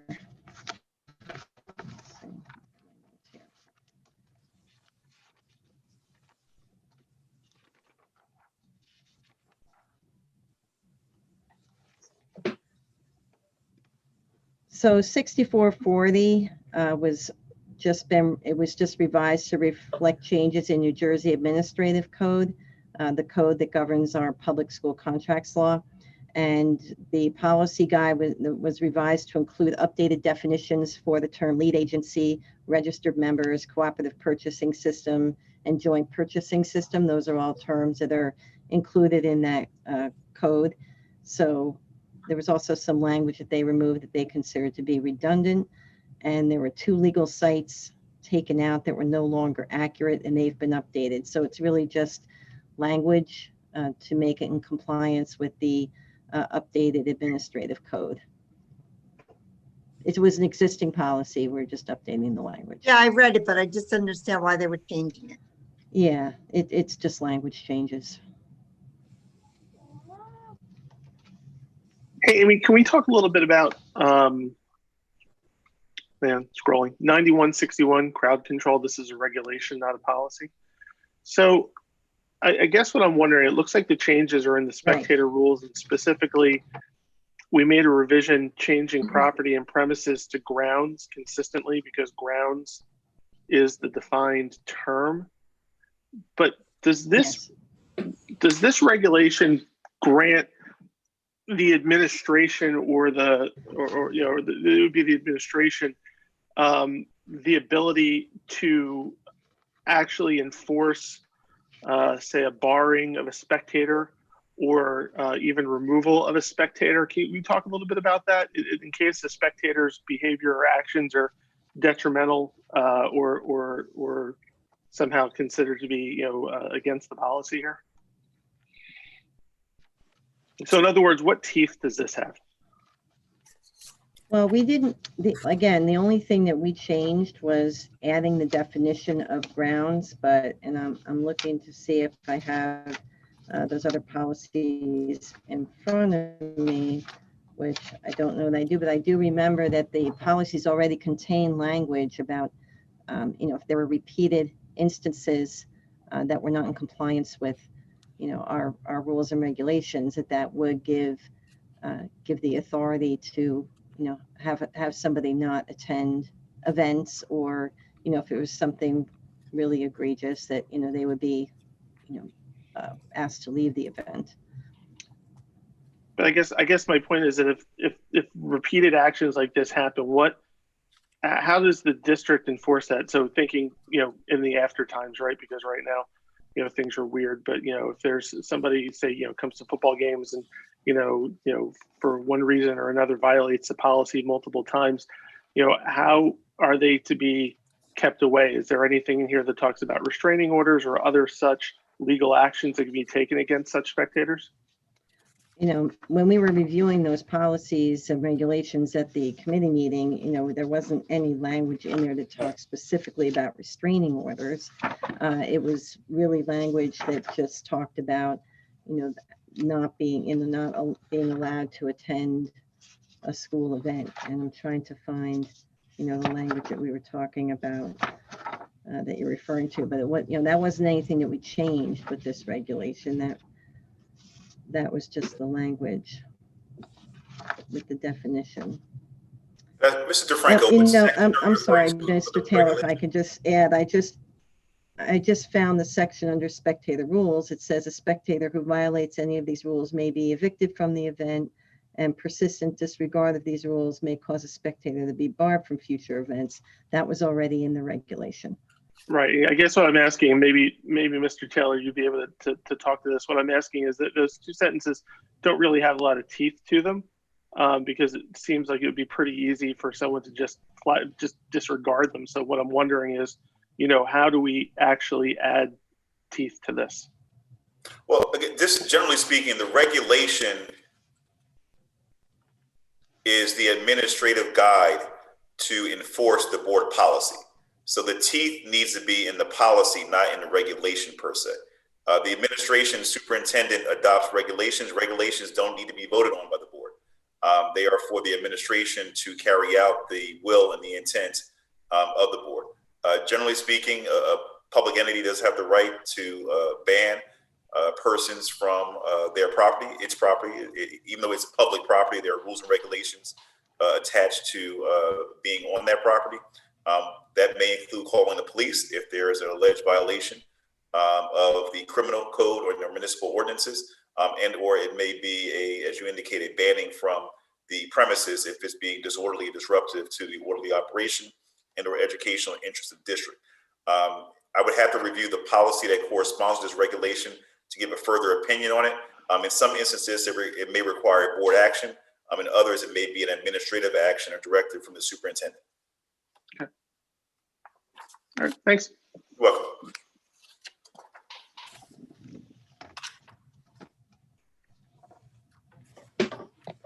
We don't have anything else under the Okay. policy committee. Okay, thanks, Amy. Okay, so that brings us to curriculum and instruction. Mrs. Pickus. Thank you, Mrs. Rogers. So we had a committee meeting last night. Very good meeting. We had a lot to talk about.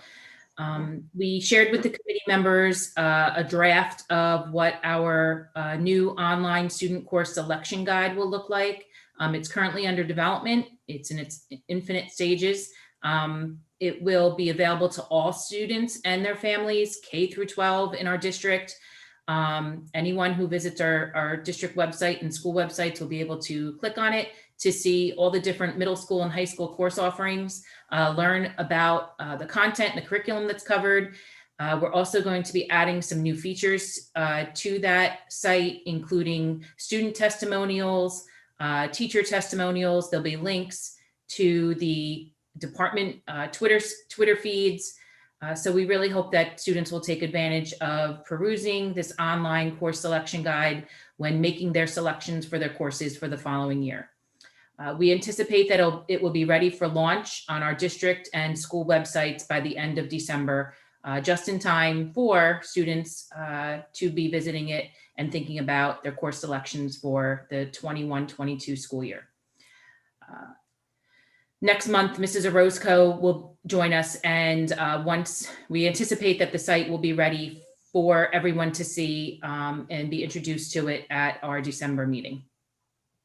In a short while, Dr. Kerrigan, Mrs. Van Glan, and Mr. Siegel will be presenting information with regard to our student achievement data for the spring 2020 through the current fall 2020.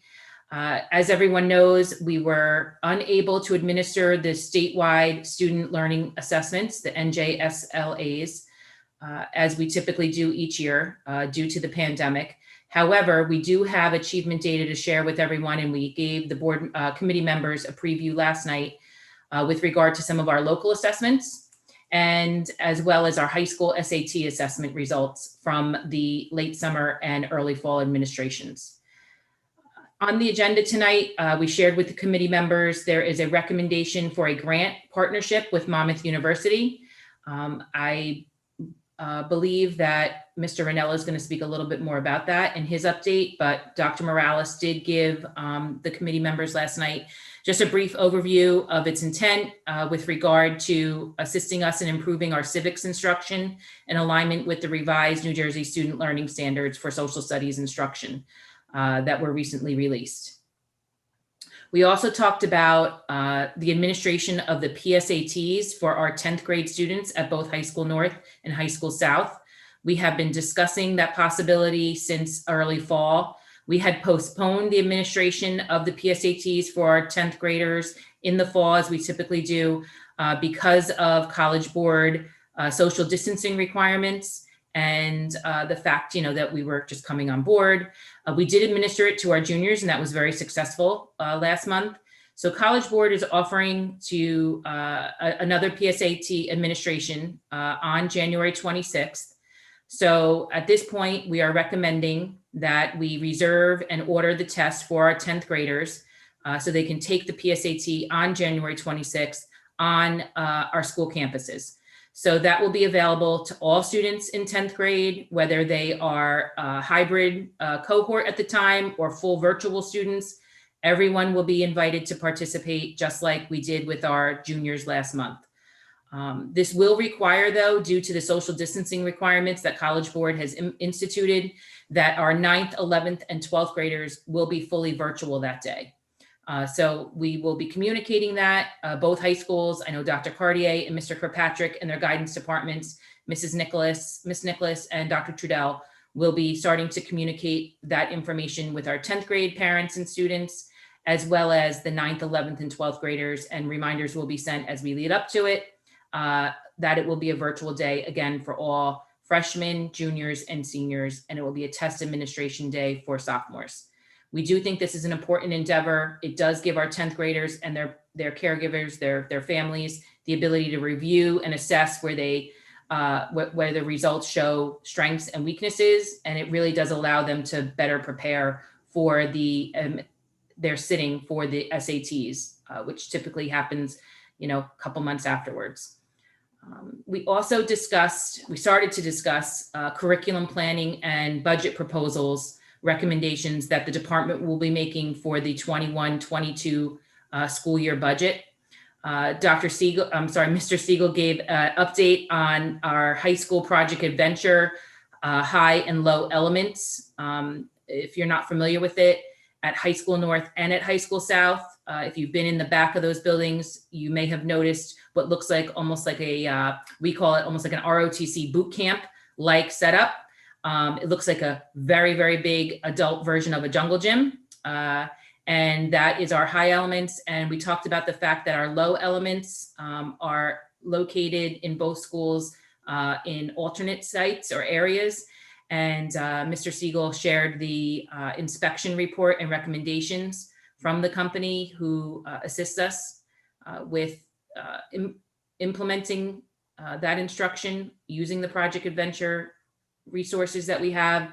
And right now, he's getting more information, but it looks like we do need to relocate the low elements at both high schools from their current locations to alternate areas on our school campuses to get better use and shelf life, as well as allow the materials to be more readily available to our students throughout the school year. So we just gave some very basic discussion about that. More will come during the budget proposal process and development process in the winter. Mrs. Van Glan shared that the Mackin Library Consortium that we have entered in this school year is proving to be very fruitful for our students and teachers. It has given our students K-12 access to thousands of online subscriptions to nonfiction and fiction texts, journals, leveled readers, and other print materials. And we will look to extend that subscription with the consortium into the following year. As Mr. Siwiak mentioned, we did do a survey of teachers with regard to digital tools and subscriptions, and that those survey results will be taken into consideration when we start to make our recommendations for which subscriptions to continue with or cease and replace in the 21-22 school year budget. So Dr. Morales gave us some information about that. Dr. Kerrigan is in a short while also going to give the board and the community an update on a project that he has been involved with the high school math department in regards to resequencing of some of our high school mathematics courses that will benefit all learners. So he will give us a little bit, I'm going to reserve, I'm not going to go too far into detail about that because I know he's going to share more in just a moment. And then we also talked about, went through our curriculum calendar, and we talked about new courses that have been proposed by our staff and also students, and what will be developed this year for implementation in 21-22. We talked about the possibility of expanding our American Sign Language course offerings into the middle schools next year. So Mrs. Caruso is going to be exploring that. As well as expanding and bringing American Sign Language 2 into the high school, building upon the first course offering that we did this year, which is American Sign Language 1. We have several new courses being proposed, and curriculum writing will begin to augment our Arts Academy offerings. So for each of the tracks, dance, fine and applied arts, instrumental, drama, theater, vocal, and digital media, there are new semester courses that are being proposed and written, again, to benefit our students involved in the Arts Academy and further their teaching and learning. So for example, we're looking at performance technique, an honors actor course for movement, music theater, and advanced painting, just are some examples. Dr. Morales then discussed the work that we're doing in partnership with Keene University and other secondary, post-secondary institutions to bring in 2 new semester courses. There'll be electives at the high school. There'll be dual enrollment likely will be offered for them. And those are Modern Global Issues honors. Again, likely to be dual enrollment, as well as Power and Prejudice, which is an honors level course, I believe, that will be offered in conjunction with Keene University. Both of those semester courses will be replacing Contemporary World Geography, which is an under-enrolled course for a couple years now, which was a full year course elective that was offered. Moving on, the other exciting thing we talked about was research that we've been doing to better assist and acclimate our ninth graders, our freshmen, as they enter into their high school, new high schools and their high school experience. What we're looking to draft is a curriculum that will be called Ninth Grade Seminar. If you're familiar with students as they enter into college as freshmen, there's typically a freshman seminar course that they take in either the first or second semester during their first year. And we really see this ninth grade seminar course. It'll be a semester course that will be taken in conjunction with their financial literacy requirement. It will almost be like the second part to the study skills course that they take as incoming sixth graders. It's really meant to provide our freshmen with the skills and the information necessary, whether it's academics, social, emotional, to be successful in high school. So then we talked about courses that are scheduled for writing and revisions that we're going to be proposing for next year. So they would be implemented in 22-23, and that's part of our calendar and our 5-year calendar, our adoption calendar. And the last thing we talked about was just advanced, very early discussions about new curricular adoptions. So major adoptions that will have to be included in our recommendations, our proposals for the 21-22 school year budget. And these are all, again, in alignment with our curriculum calendar as well. Some of these are mandated, almost required, lack of a better word, due to changes in the New Jersey student learning standards. And we have postponed, if you were part of the budget discussions last year, we postponed the adoption of a new K-5 social studies curriculum. That will have to take place this year. The curriculum is being written. We are piloting several different options for materials. And that is required because there are new standards that have to be implemented based on the NJSLS implementation schedule. Other core classes that will require adoptions for new materials is 9th grade World History, 11th grade US History 2, our Algebra 2 courses, and I'm going to pause there because again, Dr. Kerrigan's going to talk more about that, as well as our K-5, 6, 8, and 9, 12 health and physical education. New materials will need to be purchased in alignment with the new standards that have been released by the state. So that sums up our meeting. Did I leave anything out, Mrs. Stella, that you wanted to add?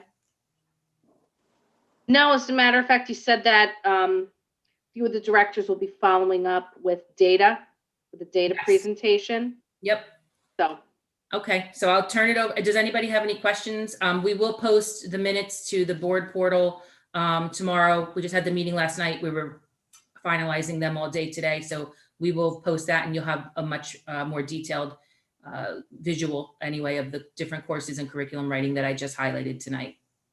Kim, I have some questions. Yep. Tell me more about the sign language. How many children signed up for that? Where does it go? What's happening with it? So I'll let Mrs. Caruso give you some details. She's been working really hard with both of our high school guidance departments and our partner, Proximity Learning.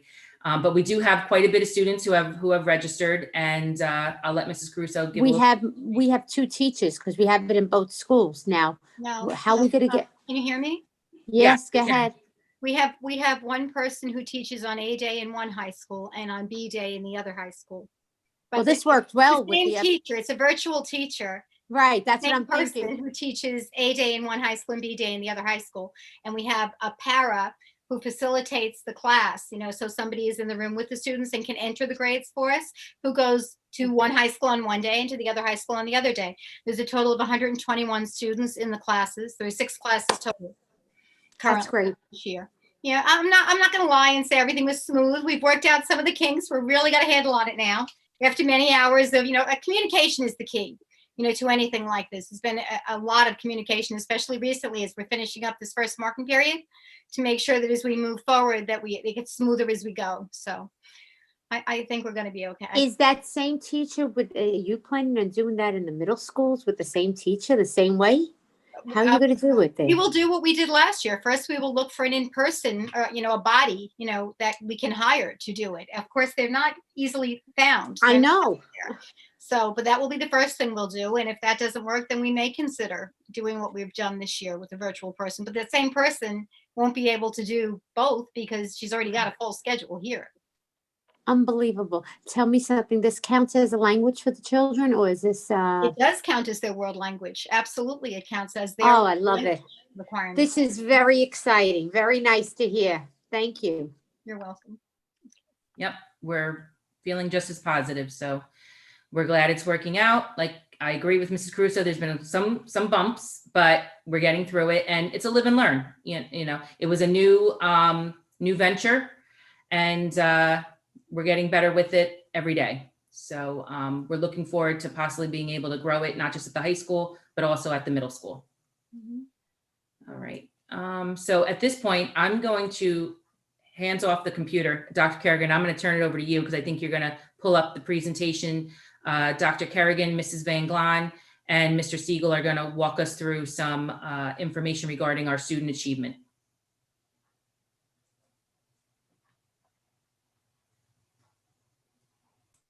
All right, is everybody able to see the screen? Yes. Okay, so thank you everybody for giving us this opportunity to present our local assessment data with you.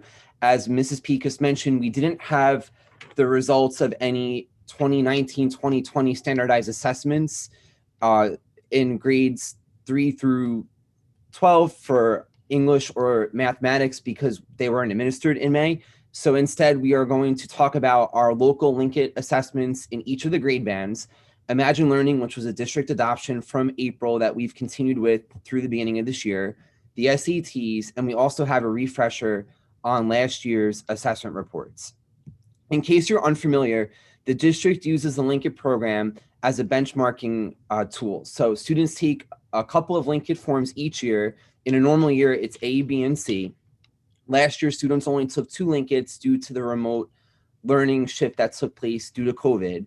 And the Linkit assessments assess how much students know on grade level standards.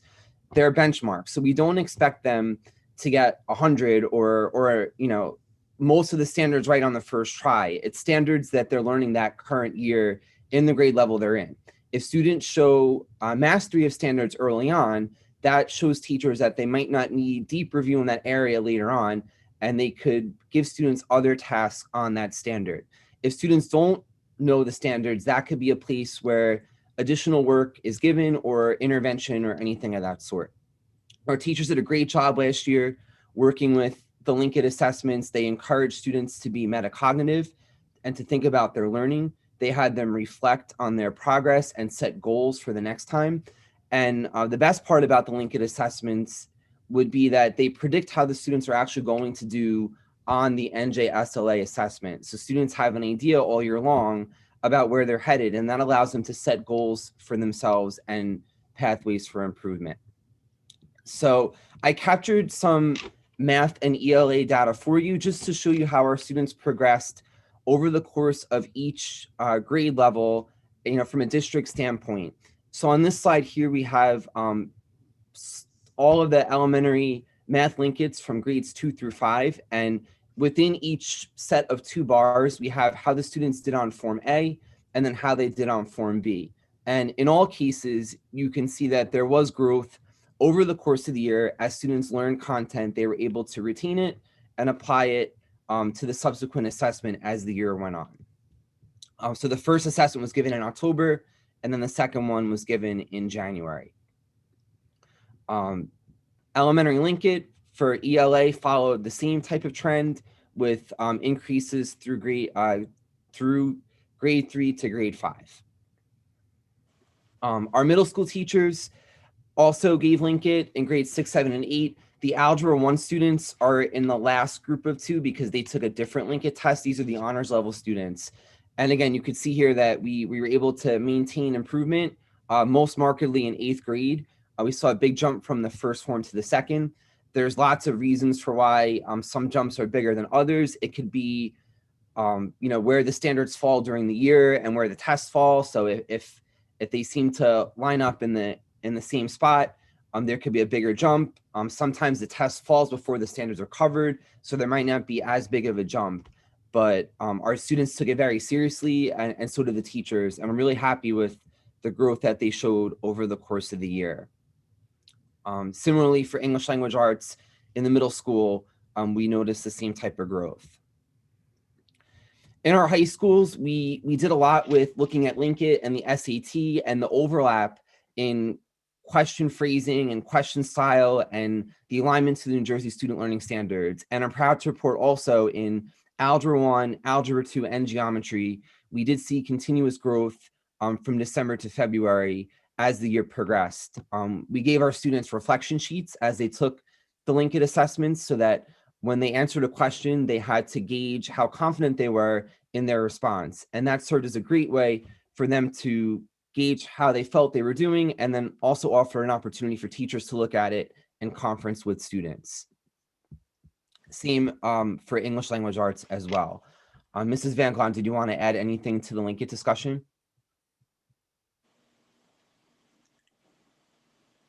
Just got to unmute, Mrs. Van Glan.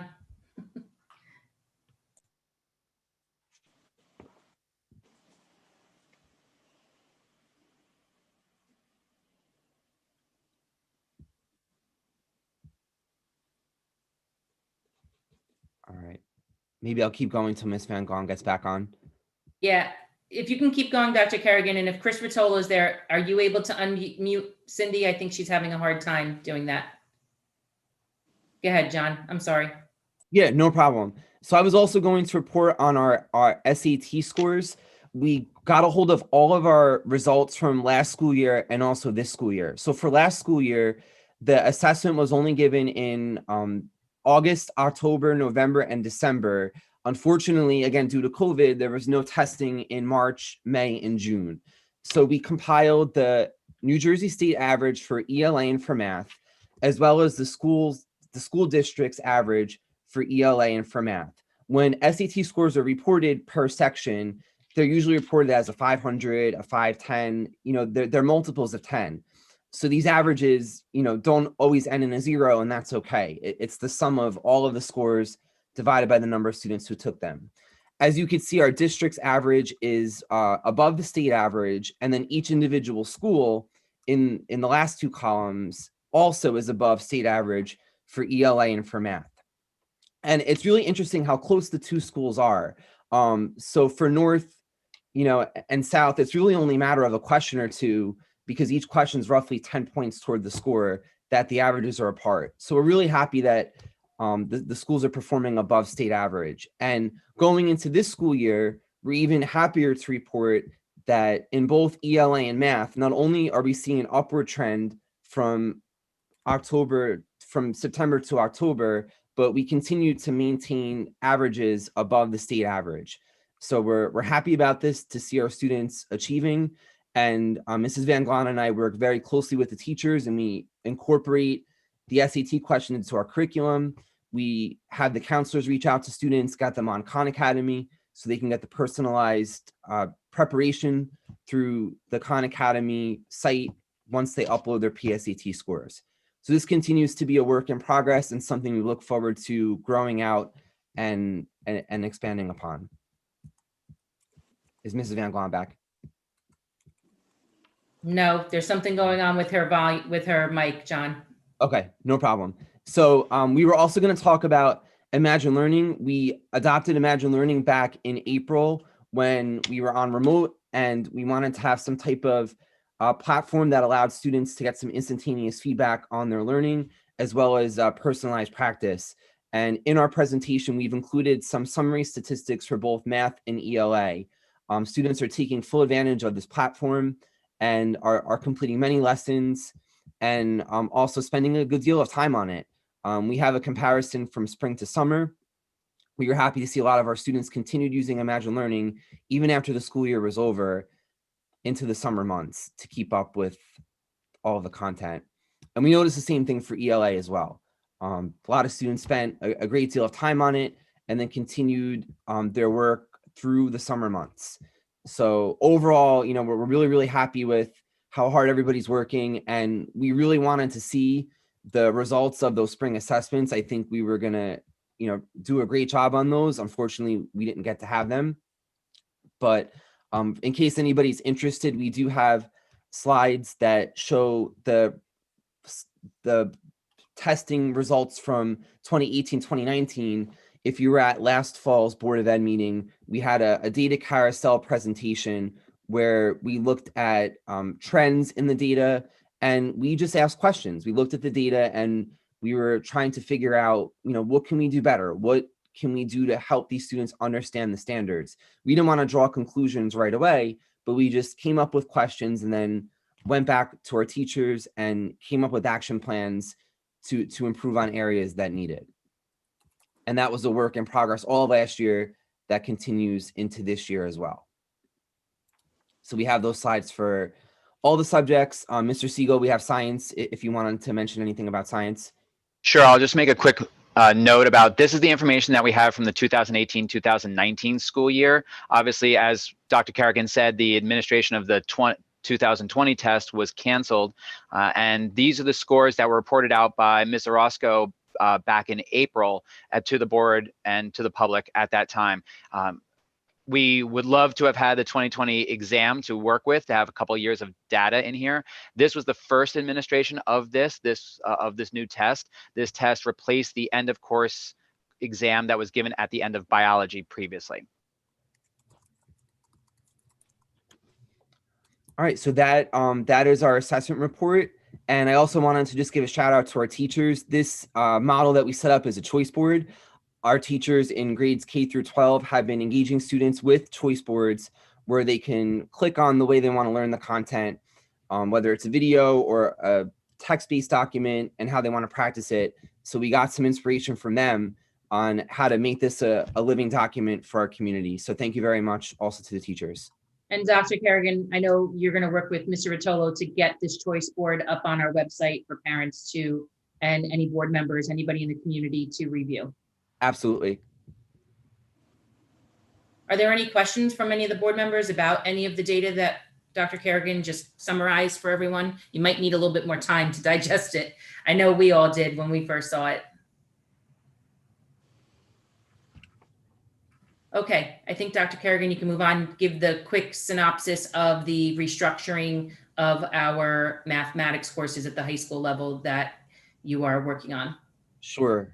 So here I go again.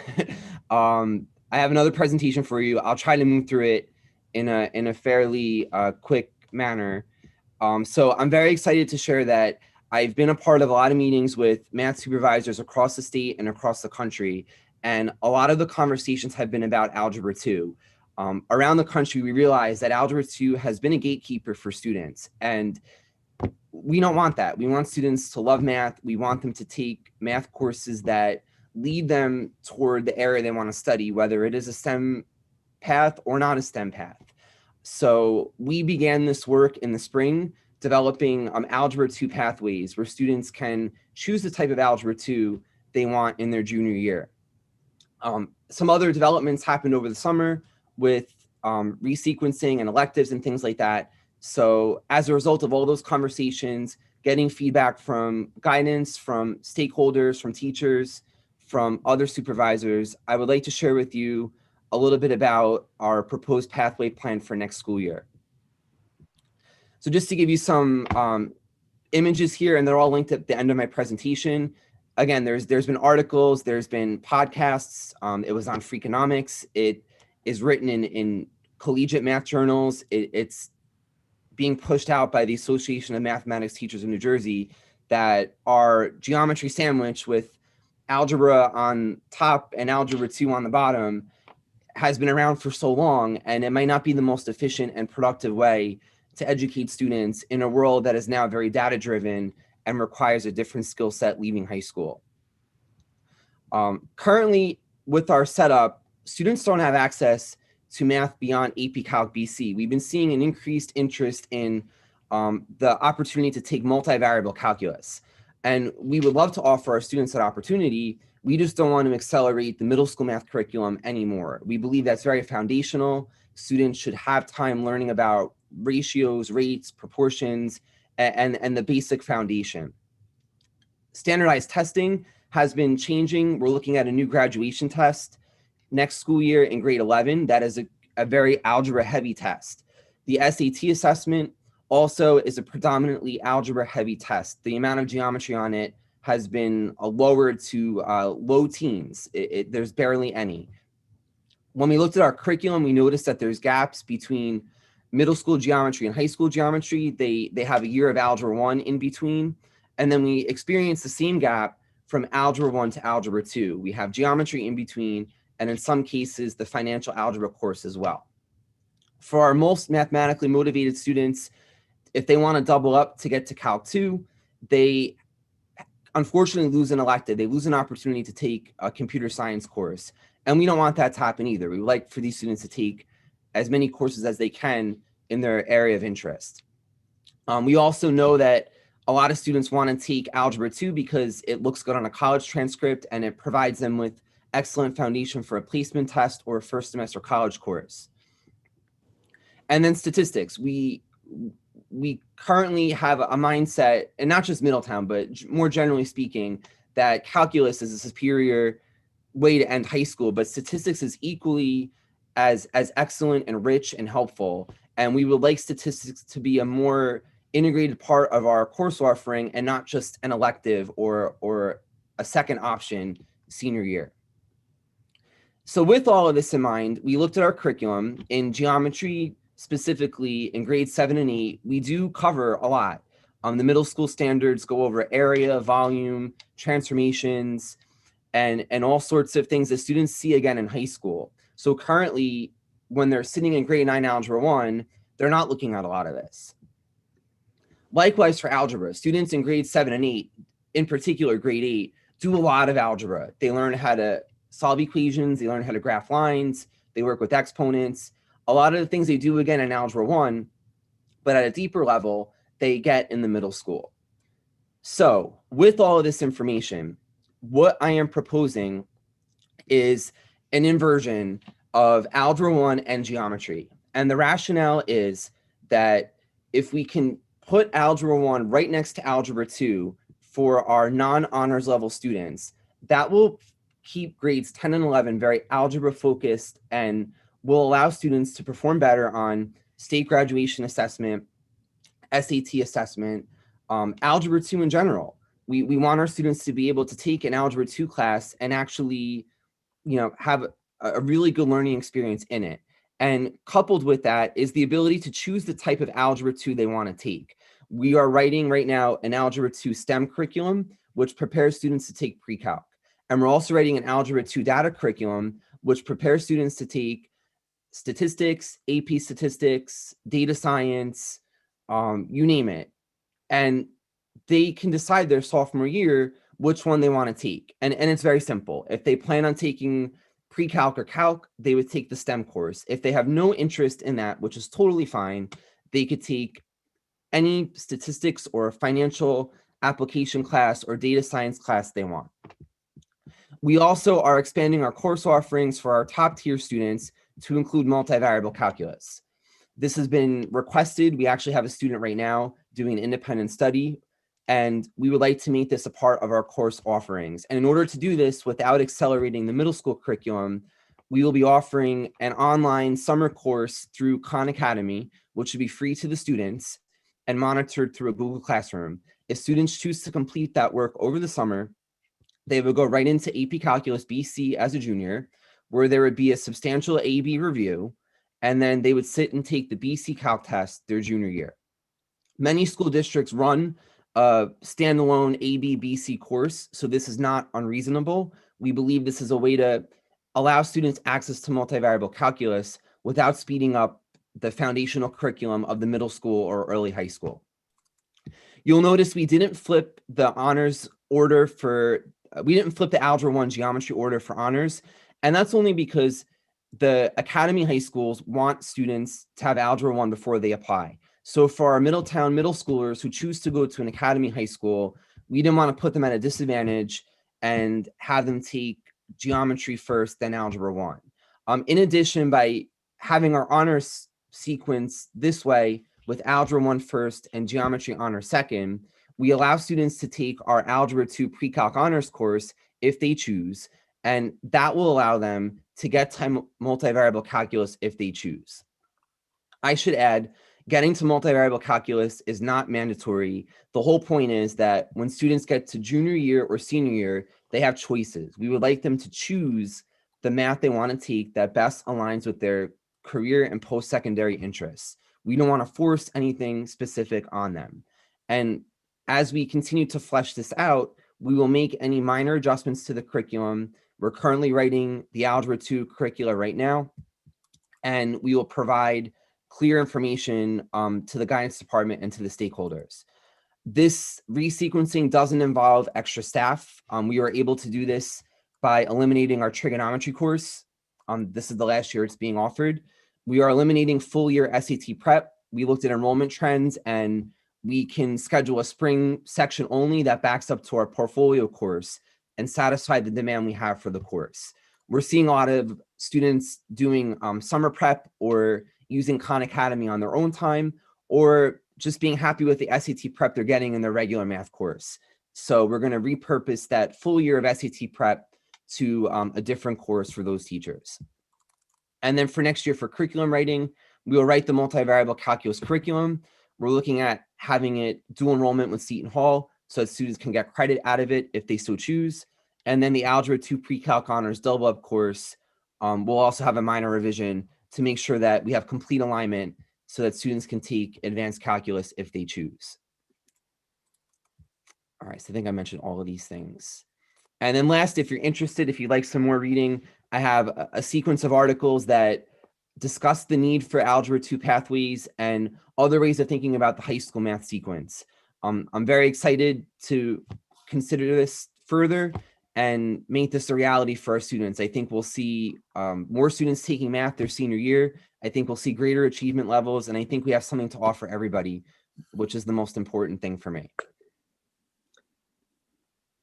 And I believe you're going to have more information for parents and students about this resequencing on the new course selection guide website that will be launched next month. Correct. Okay. I have another question. Sure. Which said, have you been tracking, since we're doing all this for our high school students and our middle school students going into high school, how many students are not going to the academy, are not going to the vocational schools? Because I know when we started doing this, we were hoping to retain our students here and give them that kind of a curriculum that they wanted to be here. Are we tracking that at all? I believe guidance does have that information, but the reality is a lot of surrounding schools do offer multivariable calculus, and it's an offering we currently don't have. So I think by having it, it is a way to also attract students who might be considering going to a MAST or a school like that. They would want to come to our schools to take it. And just stay here in our district. That's what I'm looking for. It's very exciting. Nice. Very nice. I want to teach the class. I want to teach it. Is statistics only offered a senior year? So we do actually have students who take a junior year. We have students who complete Algebra 2 in the honor sequence. They can take statistics junior or senior year. For a regular track student, they take it senior year. That you really need Algebra 2 for statistics. There's more advanced equations and analytics, and you need a strong SAT verbal component as well. So we're excited to also expand out access to statistics through our new Algebra 2 data course. That'll be a natural follow-up to the Algebra 2 data course. Yeah, that's pretty exciting. I mean, that's some pretty great skills to have. Thanks for all your work on this, Dr. Kerrigan. Thank you. I appreciate everybody's support and encouragement through this whole process. All right. Thank you, Dr. Kerrigan. Thank you. On the agenda tonight, we do have under the superintendent report an affiliation agreement with Emerson College. That's for a clinical residency review, as well as professional development approval for our high school media specialists. Can you tell? Yeah. Can you tell me more about the Emerson College thing? As far as how's that going to work? Let me pull it up for you. I just had it here marked. So it is a residency placement to do a research study analyzing the relationship between a teacher's cultural intelligence. I'm sorry, no, one above. It's an affiliation agreement for student teaching placement and residency placement. It's like what we do for like our clinical interns, our student teachers. So this is someone who we're accepting and pairing up with a mentor here in district from Emerson College. It's typical. We're just expanding the schools that we're partnering with. Okay. Okay, thank you. I almost stole your thunder, Mr. Ranella. Started talking Is about this virtual or in person? most of them are virtual right now. They can be in person if we're offering hybrid. It depends on the schools. We seem to be getting different types of placements from different universities. I'm just concerned about people coming into the, schools from different areas, or we don't know where they're from. Will they be tested before they come in, or they're just allowed to walk in? They follow the same guidelines that all of our staff members follow. They have to fill out the daily health screeners. They have to submit a health a physical, that they've passed their physical, their vaccinations, their daily health screeners, their temperature checks, and all of that. If there is any in-placement work being done.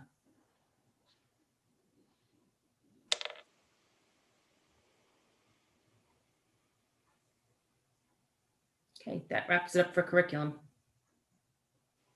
Thank you. All right, we'll move into student activities with Mr. Ranella.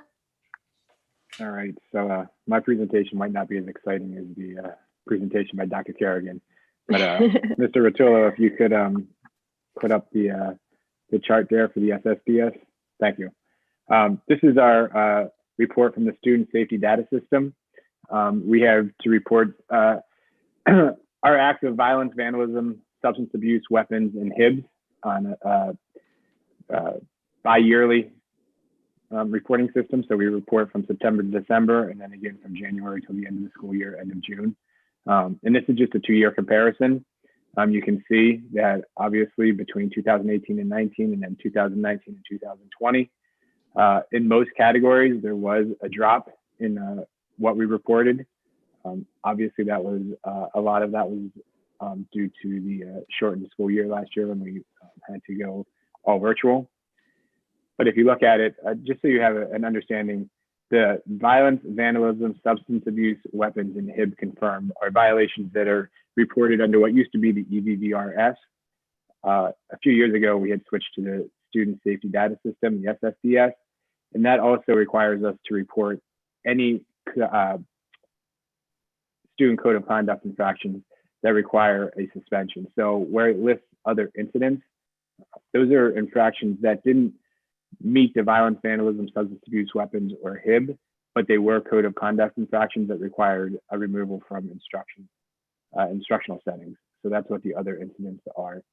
And we also report how many investigations. They're not all actionable, but HIB alleged are investigations that were conducted in each of the buildings. So those are all the categories that we report out on. The total year at the bottom for 2018, 2019 was 198. Those are all of the reportable EVV, what used to be EVVRS reports.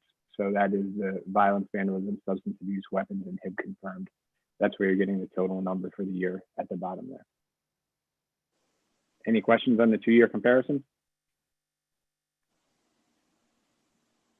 All right, thank you. We do have a couple of voting items on the agenda this evening. The first is a research study from a Caldwell University doctoral student. She is going to be collecting data and analyzing the relationship between a teacher's cultural intelligence and a teacher's academic and behavioral expectations. This is through a voluntary anonymous survey through the teachers teaching grades 3 through 8. Again, it's voluntary. It will be emailed out to our staff in grades 3 through 8, and they have the option of participating. There is also another research study on the agenda. This is Action Civics Partnership, and this is what Ms. Pickus was referring to earlier during the curriculum portion of the meeting that Dr. Morales spoke about. This is the Action Civic Partnership Project. It's a partnership between Monmouth University School of Education and our Civic Leadership Program, which is a 12th grade elective class, very popular in both high schools.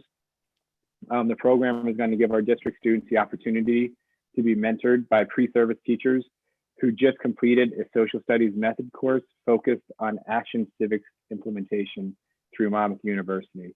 And again, this is going to be done in an online manner. So I know that we had just spoken about people coming into our building. This is going to be facilitated through an online asynchronous format.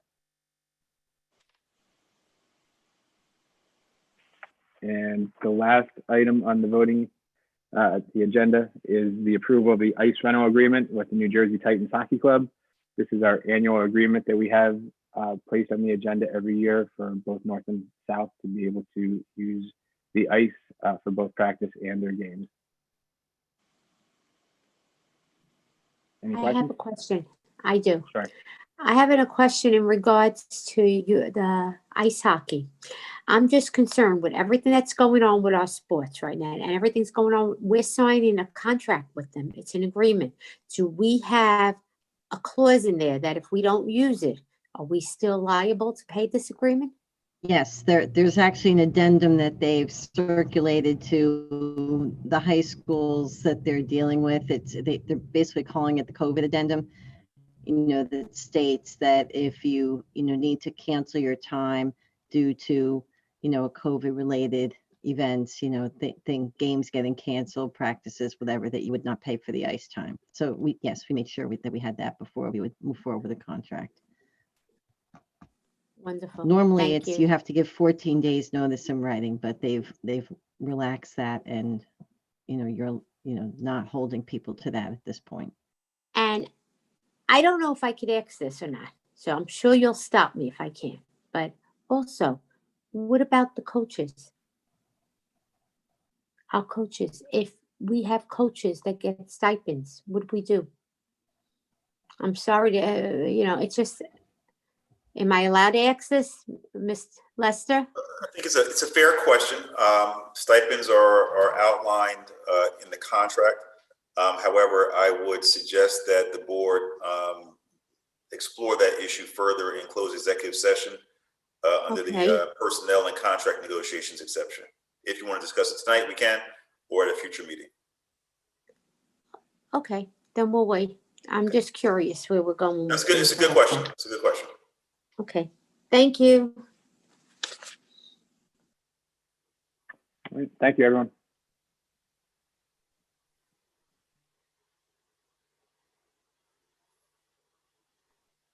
Thanks. Next item would be shared services. We don't have much of a report tonight. I just want to say thank you again to Tony Mercantante for coming in from the township to really give us some sobering facts about COVID and what we're dealing with here in Middletown. I think we all needed to hear that. It's sad, but I think it'll encourage us to follow the rules, wear our masks, keep our distance. So thank you. Moving on to strategic planning, we did that earlier. Yes, we moved that to the top of the meeting. Negotiations, personnel. That's for executive session. So we're going to go back to our regular agenda. And okay. So we've got public comment. This is public comment on agenda items only. So only the items you see on the agenda, please. As per our board policy, we do limit it to 30 minutes. So we'll have 3 minutes per speaker so that as many people who want to speak can get to speak. Okay, our first speaker is Janine.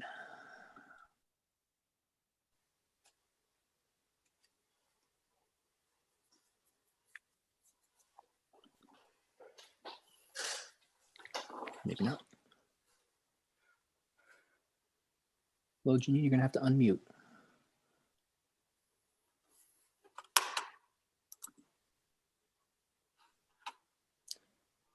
Okay, we are gonna move on real quick. We'll keep her in the queue. We'll move on to the next speaker. This is Susan. Chris, can we ask each speaker's full name and address, please? Absolutely. Thank you.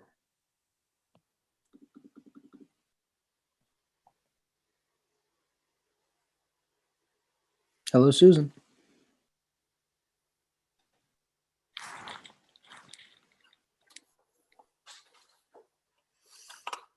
They are unmuted, but we're not hearing them speaking for whatever reason.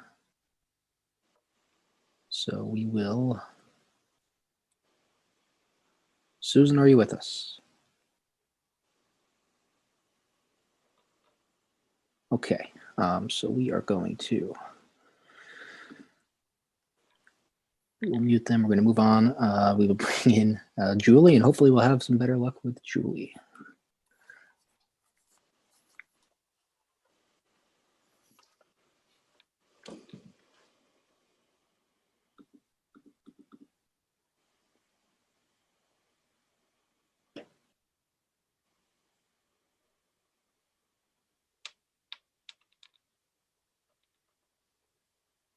Could it really be everybody's speaker is not working?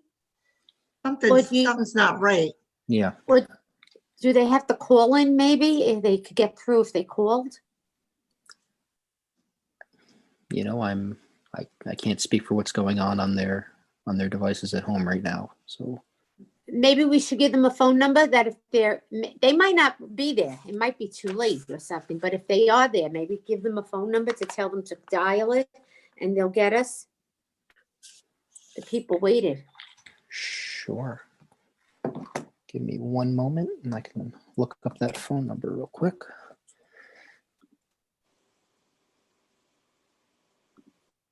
For those at home who would like to possibly try calling in, you can do so by dialing 301-715-8592. Again, that's 301-715-8592. The 10th caller gets a Middletown Township Board of Education tote bag. Oh my goodness. Okay, so we'll move down the list to Nicole Guglielmi.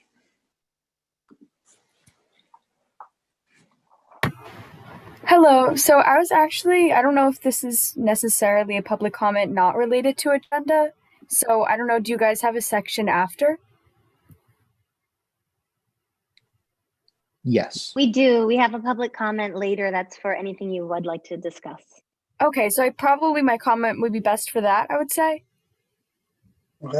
Okay. Okay.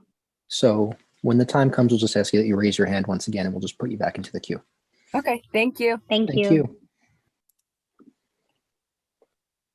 Okay, we'll move on to Carol Salvador.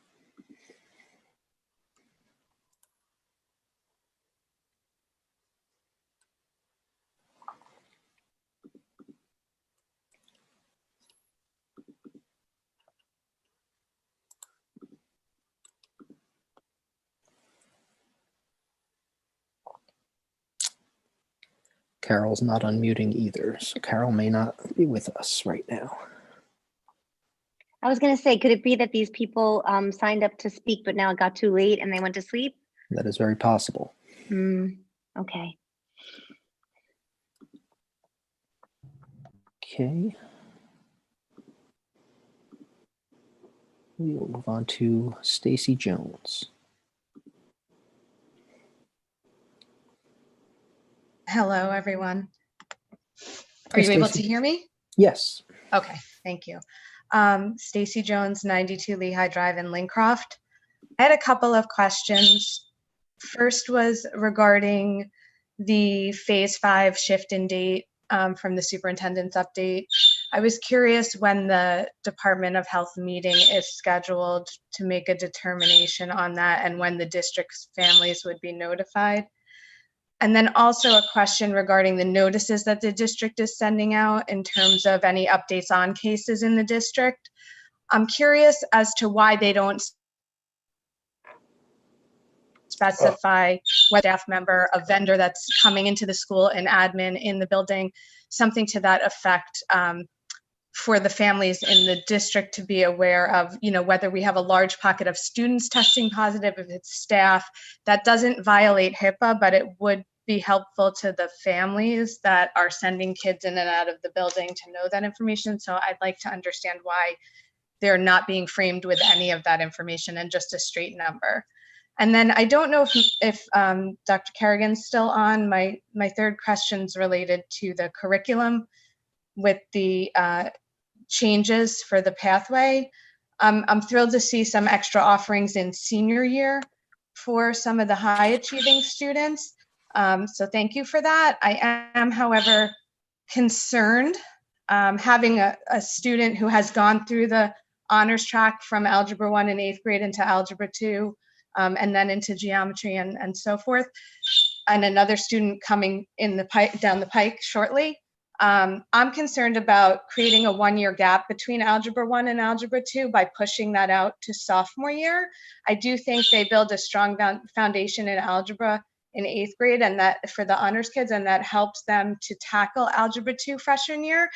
And I also am even more concerned about the suggestion of Algebra 2 / pre-calc honors being a sophomore year class when you have a gap between Algebra 1 having been in 8th grade now, and also you're diminishing the Algebra 2 foundation for these students as they move into pre-calc, into calculus and the more theoretical mathematics, because now you're essentially squeezing 2 courses into one. So you're taking away some of that course content of Algebra 2. So while in theory, I love the idea of more offerings, I'm not totally sold on the structure of the pathway inverting the Algebra 2 and geometry.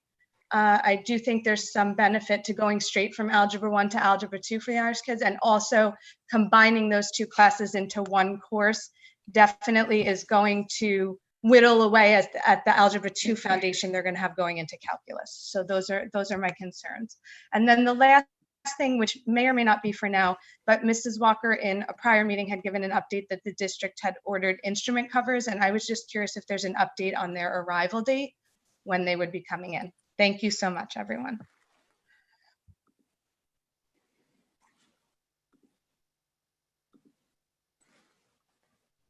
Okay, thank you. If I could ask Mr. Kerrigan to please reach out to Mrs. Is it Jones?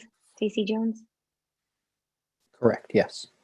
Okay, and let's go to our next, in the interest of time, because it's so late. Okay, next is Vera Paisecki.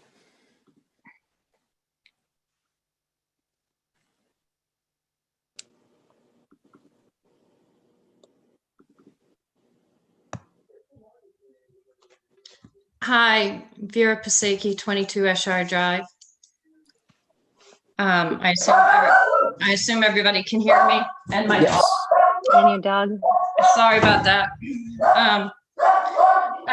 Just real quickly, thank you all for discussing policy 7510, and I'm glad you struck out that wording on political organizations, particularly since the next paragraph said no partisan political activity.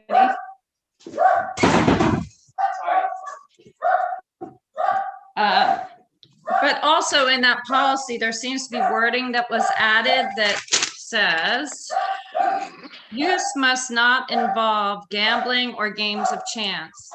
And I just wanted to make sure, as it relates to PFAs and 50-50s and raffle tickets that they use consistently, that there was some thought as it relates to how that would impact any PFA programs.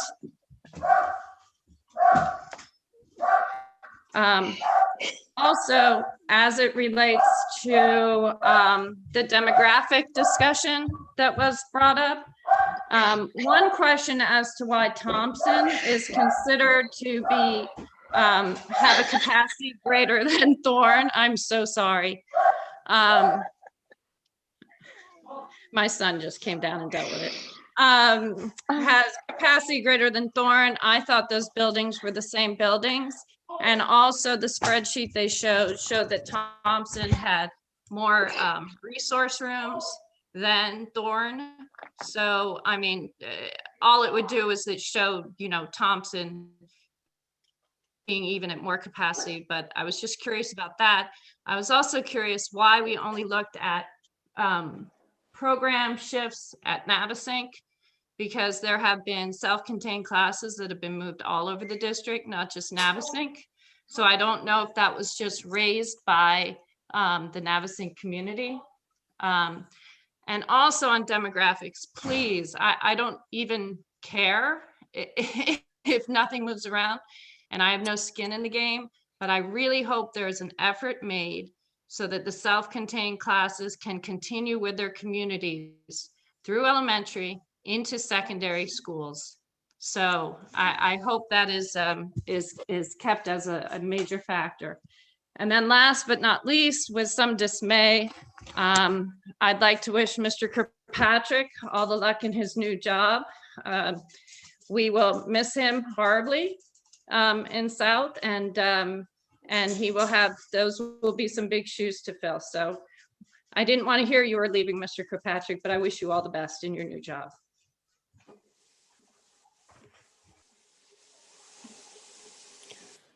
Okay, next, looks like Susan is back and trying to join us, so we will try and bring Susan in.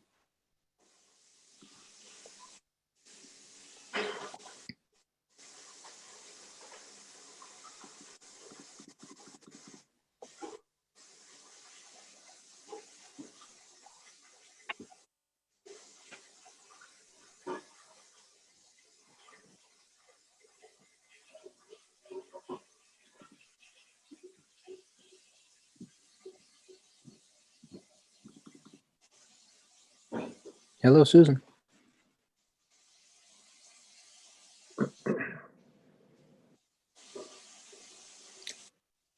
Looks like they are unmuted, but not necessarily speaking. So I suppose we will try and have them on later again in the meeting.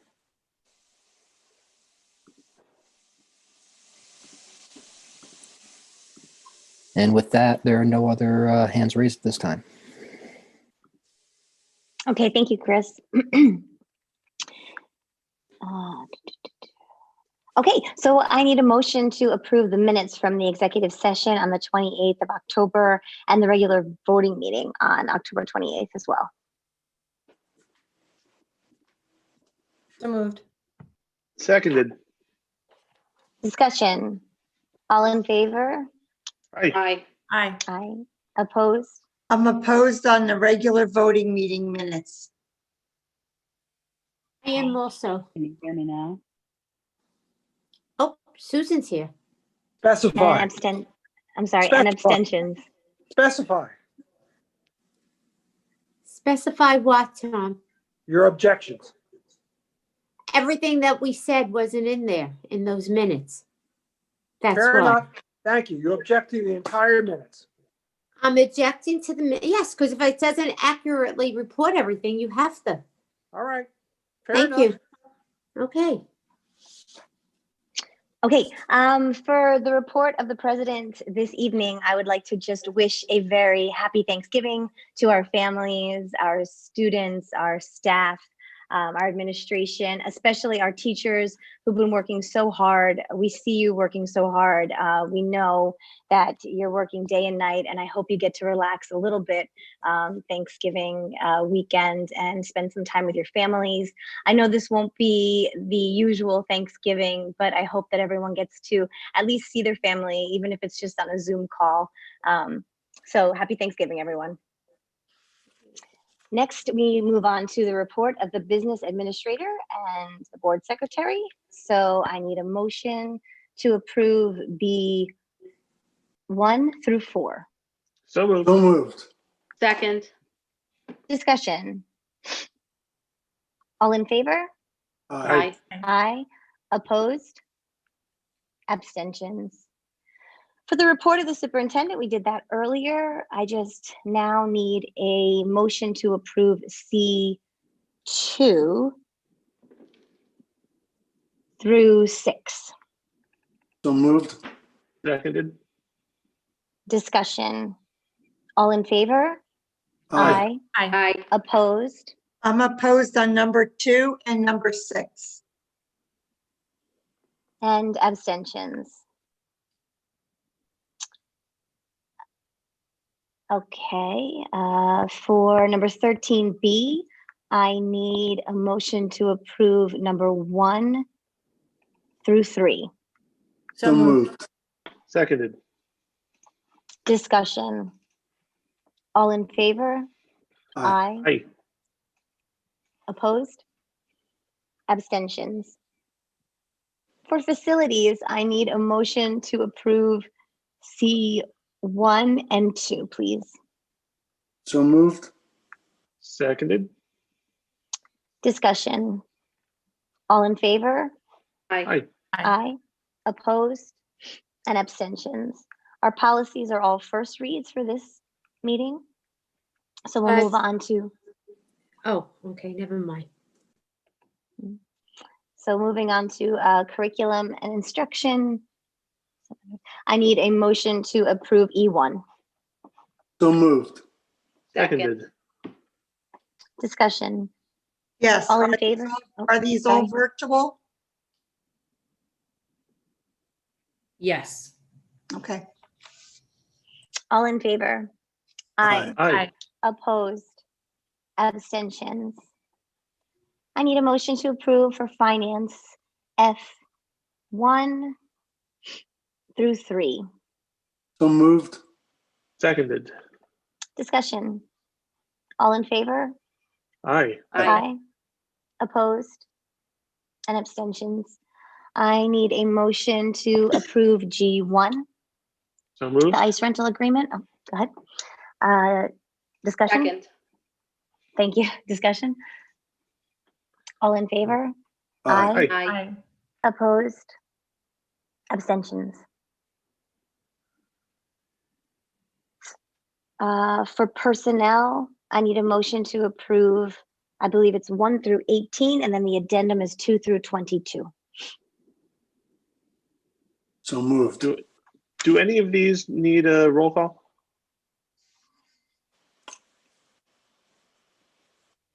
Just asking. I don't think I know the answer. I'm just before we go too Lester? far. Or what was the Not that I question, know. Mr. Franco? Does anything on any of personnel these- require a roll call? Anything that's for the appointment, transfer, removal of personnel, I would say yes. I mean, I generally recommend all the personnel be a roll call, the whole section. Okay, so can I do it all together then? Yeah, it could be one. Yeah. Okay, so let's do a roll call vote on 1 through 18, and then the addendum 2 through 22, please.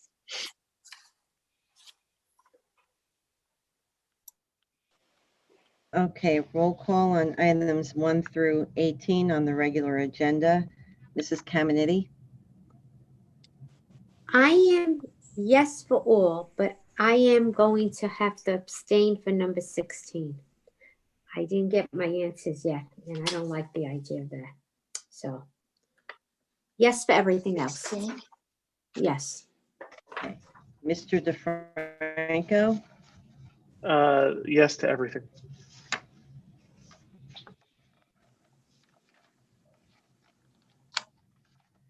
Mr. Donlin? Yes to all. Mr. Gimo?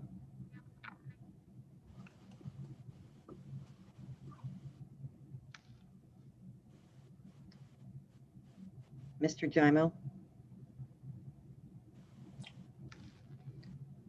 Mr. Little?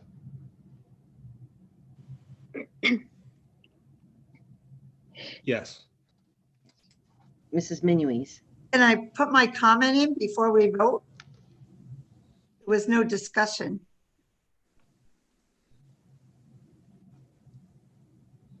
Go ahead. Sure. Oh, I just wanted to say, I really wasn't gonna vote for number 12 because I don't think at this time we should be filling administrative positions in central office. But because of Mr. Kirkpatrick, I think he's exactly what our central office needs, and I wish him the best of luck. So I'll be voting yes.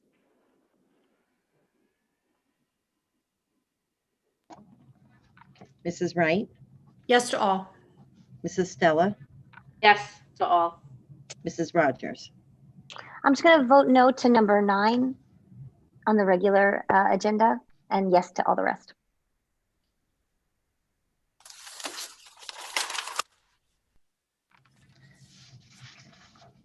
So on the Okay. personnel addendum, I guess is next.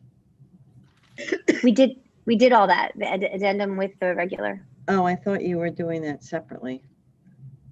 No, I said 1 through 18 on the regular and then and the 2 through 22 addendum. on the addendum. Okay. Okay. Do any board members need to add anything that they missed because of that confusion or no? Okay. Okay, let's move on to old business.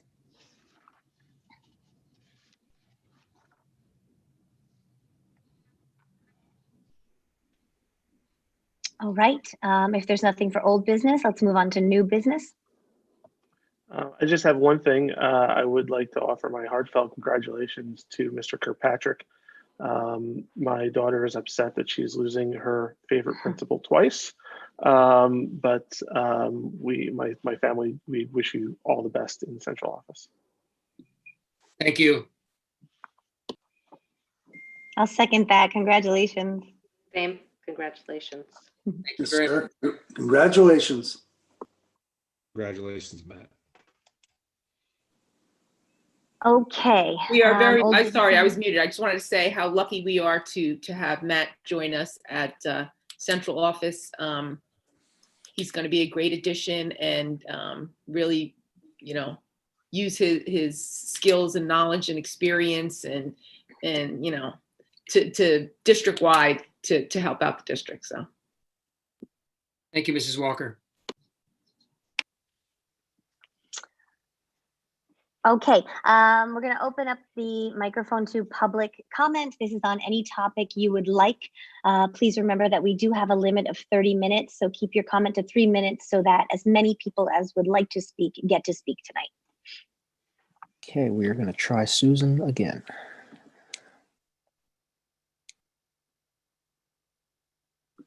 Hello? Hi, Susan. Can you please have your last name for the record, please? My name's Susan Servo, 774 Harmony Road, Middletown, New Jersey. Thank you. Okay, in my 3 minutes, I'm just going to say how concerned I am about why sports were canceled when no cases were traced back to the fall sports. And all of our varsity field hockey players actually went out and took a COVID test and came back negative. So the question is, why does the administration make these decisions at 5 o'clock on a Friday? Our cross-country team, our soccer team, our field hockey team, and our football team, which we fought so hard to get that Thanksgiving game back on the schedule, is now literally cannot play. I'm sorry, I'm very upset. They can't play because of a decision, and we can't get answers. They're rallying.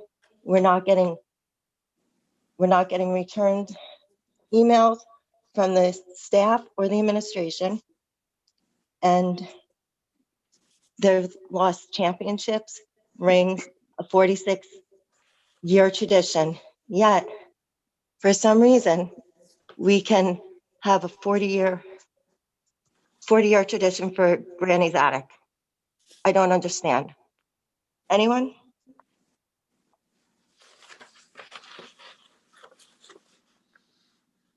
Hello? Thank you for your comment. Okay, next is Dave Merces.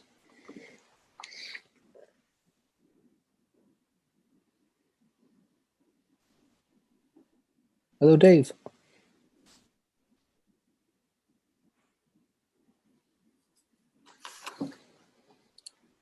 Okay, not hearing Dave. He's unmuted. We're going to put him back in the queue. And I'm going to move on real quick to Nicole Guglielmi. She's coming back from prior.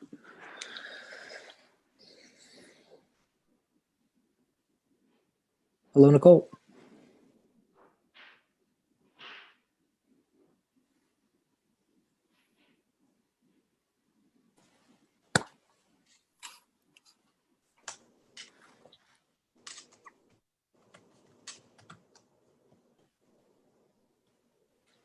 Nicole,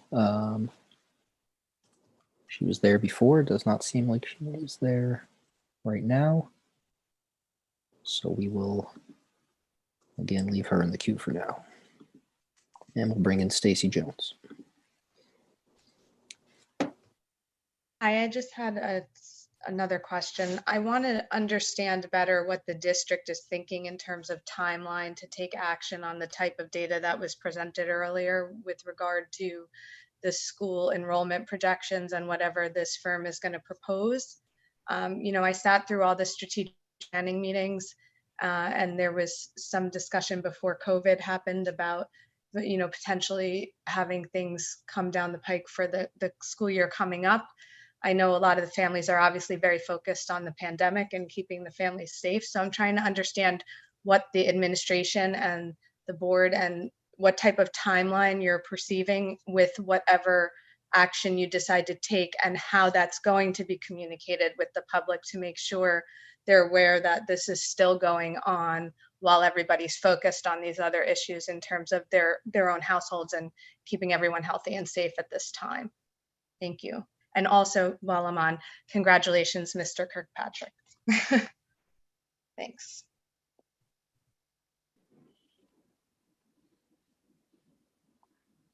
Okay, Mrs. Rogers, the only hands that are left raised are those who we went to, and we could not hear them speak. So if you'd like to try them one more time, we certainly can. Yeah, let's do that. Let's see if we can't get them on. Okay, we'll bring Dave Mercedes back on real quick.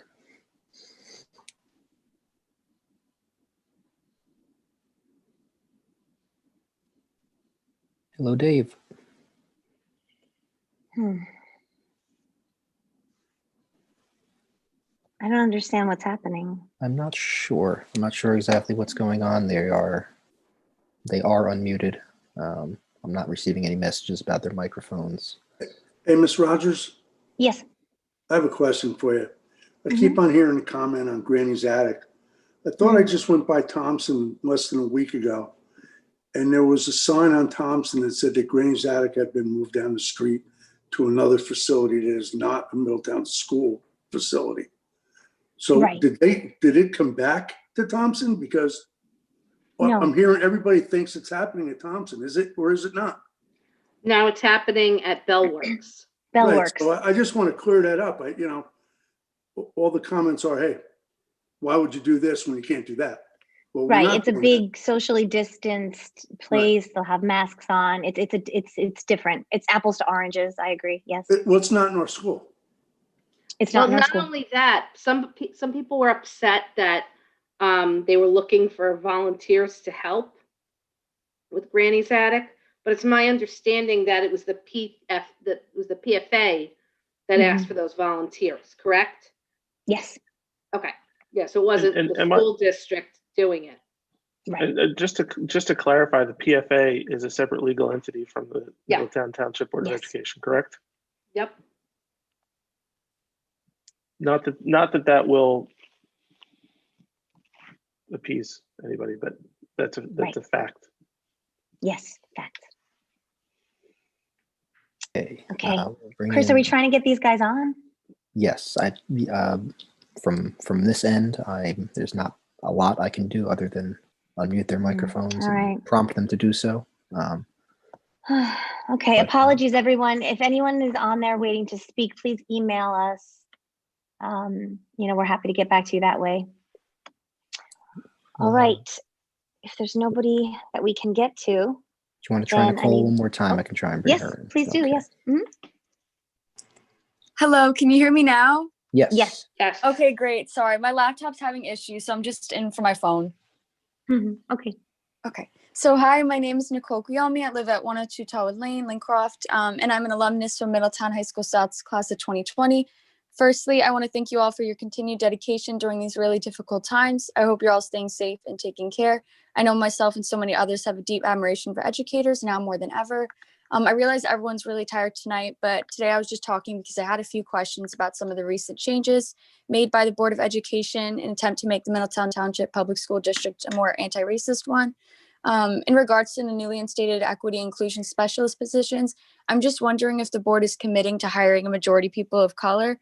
Although white people can, of course, be marginalized in ways other than race, what our town is lacking most is racial diversity. And so I find it crucial to have people of color in these positions. Additionally, I just had a few questions about the courses being implemented, such as the half-year freshman seminar that is being paired with the already required economics course and the two newly proposed semester courses, Modern Global Issues and Power and Prejudice. Firstly, I'm just wondering what plans the board has in place to ensure that these classes will not tolerate bigotry. For many students, these classes will be the first time that they are having difficult conversations surrounding racism and other forms of systemic oppression. And so there needs to be guidelines in place and assurance that any and all ignorant comments will be addressed as such. So I'm just hoping to hear your thoughts and how you plan to deal with any harm done by students specifically within these classes. Additionally, I'd just like to add that when considering how to approach students' inappropriate comments, I encourage you all to push more towards a transformative justice approach. Punishment does not fix a problem, but instead applies a service level solution. Telling a student what they said was wrong is not enough, but they instead need to be taught why. Furthermore, to my understanding, this course is not only about racial and cultural literacy, but also social/emotional wellness, among other things. Therefore, I was wondering if the board is considered allowing for students to opt out of conversations relating to their marginalized identities if these conversations prove to be too difficult for them to have. In my opinion, to not factor in the effect certain conversations could have on these students would be contradictory to the course's purpose. And considering our school's teachers are majority white, we also want to make sure that students of color are not taking on the burden of educating their peers. They're students, not teachers, and it's simply not their responsibility. I understand that you're all overwhelmed with COVID. I just want to make sure that changes will be made, that these changes that are being made will truly benefit our students rather than hurt them. The well-being of students of color need to be at the forefront of these decisions, especially as it's been made clear this past summer that they've been failed time and time again. So thank you very much. And yeah, that's it. Thank you. Is there a way that maybe Mrs. Pickus can get back to Nicole about the specific courses, or Mrs. Morales? I'll have Dr. Morales. Nicole, if you're still there, if you can email Mrs. Morales, moralesw@middletownk12.org, she can certainly answer or set up a time to talk to you. So I encourage Nicole to do that.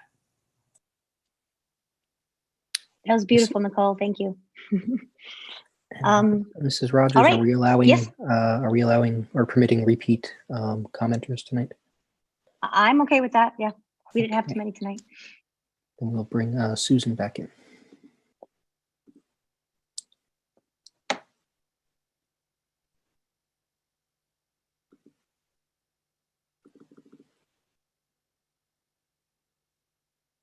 Hello, Susan.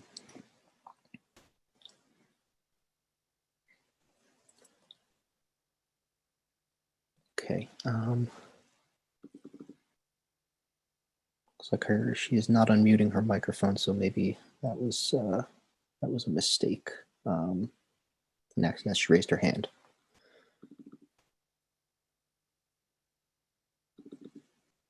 Okay. Hello? Oh, hello. Hi.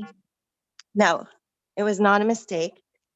And I'm very concerned with the fact that you brought up stuff when I wasn't on the line while I waited. First of all, the message came from the guidance counselor at Middletown South. And the issue with having kids and people who are not allowing us to go out and play. You are letting. Christopher, who's speaking? Chris, who's speaking? This is Susan Serbo. What's your address, please? 774 Harmony Road. I'm a repeat caller. So when I just called in before, no one had anything to say. Then I get off, and then you're going to address the fact. The fact is that it's still a school-sponsored event. So why can the students go there? But unlike other school districts that go virtual and are still allowed to do fall sports and continue, why is there no answer besides we can, but we don't have to?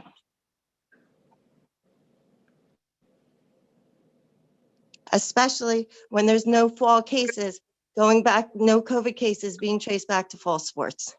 But we can have a school-sponsored event, whatever way you want to say it, whether it's at Thompson or Bellworks, it's still school-sponsored. Your students are going there.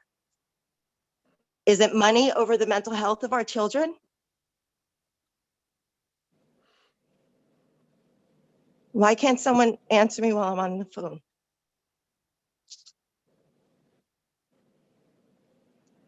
I guess, ma'am, are you finished with your comment? My comment is that we have had rallies. This is the 4th time since COVID hit that you've made decisions on a Friday. First, we had graduation, then we came out in support of our valedictorian when others had other issues going on there. We were called racist, we were called a bunch of other things. You came out in support of that. Then we had the Spread the Love, Not Hate. Then we have the Thanksgiving Day game. And now we have this. So at graduation, the Thanksgiving Day game, and now the 5 o'clock announcement about sports. We can do it, but we don't have to. And you see the public outcry here. You see what the parents want. We asked for a meeting, and instead of meeting with us and still haven't gotten an answer from Sunday, you went and had a Zoom meeting with the captains instead of talking to the parents. Is that standard going forward? We have no say. And then you're going to come in and we're going to bring in Mr. Mercantante. You're going to tell us that the township committee has nothing to do with it. He comes on and says it's a joint decision, which it isn't because the Department of Health confirmed that. And it's all Mrs. Walker. So I got to call BS on that one. That's not true. They work together, right? The township and Mrs. Walker. But Mrs. Let me. No, I went. I mean, are we just going to let her just say things that aren't true? No. If I may, with all due respect to everyone, and Madam President, if I may, members of the public, you were given 3 minutes to ask your questions, make your comments. Public comment is not intended to be a back and forth conversation. The administration may and the board may respond if it can or if it's appropriate. It may not. It may take things under advisement. To the extent that there are references to prior communications or emails, etc., you may want to follow up with the administrator to whom they were sent to. No one is answering me. I'm waiting from Sunday. And if I'm not mistaken, Mrs. Doherty, I believe her 3 minutes are up at this juncture anyway. But Mrs. Rogers, I would submit that you can continue with public comment. If there are any other speakers who wish to address the board at this time, they can. And then if there's any response, if any, from the administration and to the board, you can. And Mrs. Rogers, if you do want to allow Mr. Mercantante to make a comment, obviously you can do that as well. But I want to just maintain a little bit of order with respect to this public comment period. And ma'am, thank you so much for your comment. Chris, do we have any more comments? There are no more hands raised at this time, Mrs. Rogers. Okay, in that case, I would like to make a motion to adjourn the meeting. Pam, Pam, wait a minute. I just have one question. I just want to remind you. We were going to go back inside? Mike wanted to talk about something, or we're going to do it another time? Yeah, I mean, John, we do were you talking- still want to we have were that talking- conversation? Oh, We're it was talking about- John. I thought it was Mike. I'm sorry. Did we want to go back and talk about that quickly, or did we want to wait? I mean, I don't know if, do we have to wait a month or? We probably should, Mrs. Rogers, just get some clear direction. Okay, All so right, then I I'll have to adjourn to executive session, right? It's a motion to go into closed executive session to discuss matters of personnel, contract negotiations involving the MTEA and other matters covered by the attorney-client privilege. Minutes will be taken and released to the public if and when the need for confidentiality no longer exists, and action may be taken by the board when it reconvenes in public session. So moved. Seconded. Second. All in favor? Aye. Aye. Opposed? Abstentions? I think it's good night, Mrs. Stella. Wait, what are we even Oh, right. meeting Good night, about? Mrs. Stella. Oh, good. It's the thing I don't have to meet about. I got it. Later, suckers. Thanks again, Tony, for joining us tonight. Yeah, thanks, Tony. Yeah, thank you very Sorry, much. Tony. I That didn't was realize really you were helpful. still there. Sorry, Tony. Thank you. Okay, everyone have a good night. What's Thank you left of so it. much, Tony. Thank Yep. you. Good night. Happy Thanksgiving, Tony. Night. You too. Happy Thanksgiving. Couple times. Good night. Good night.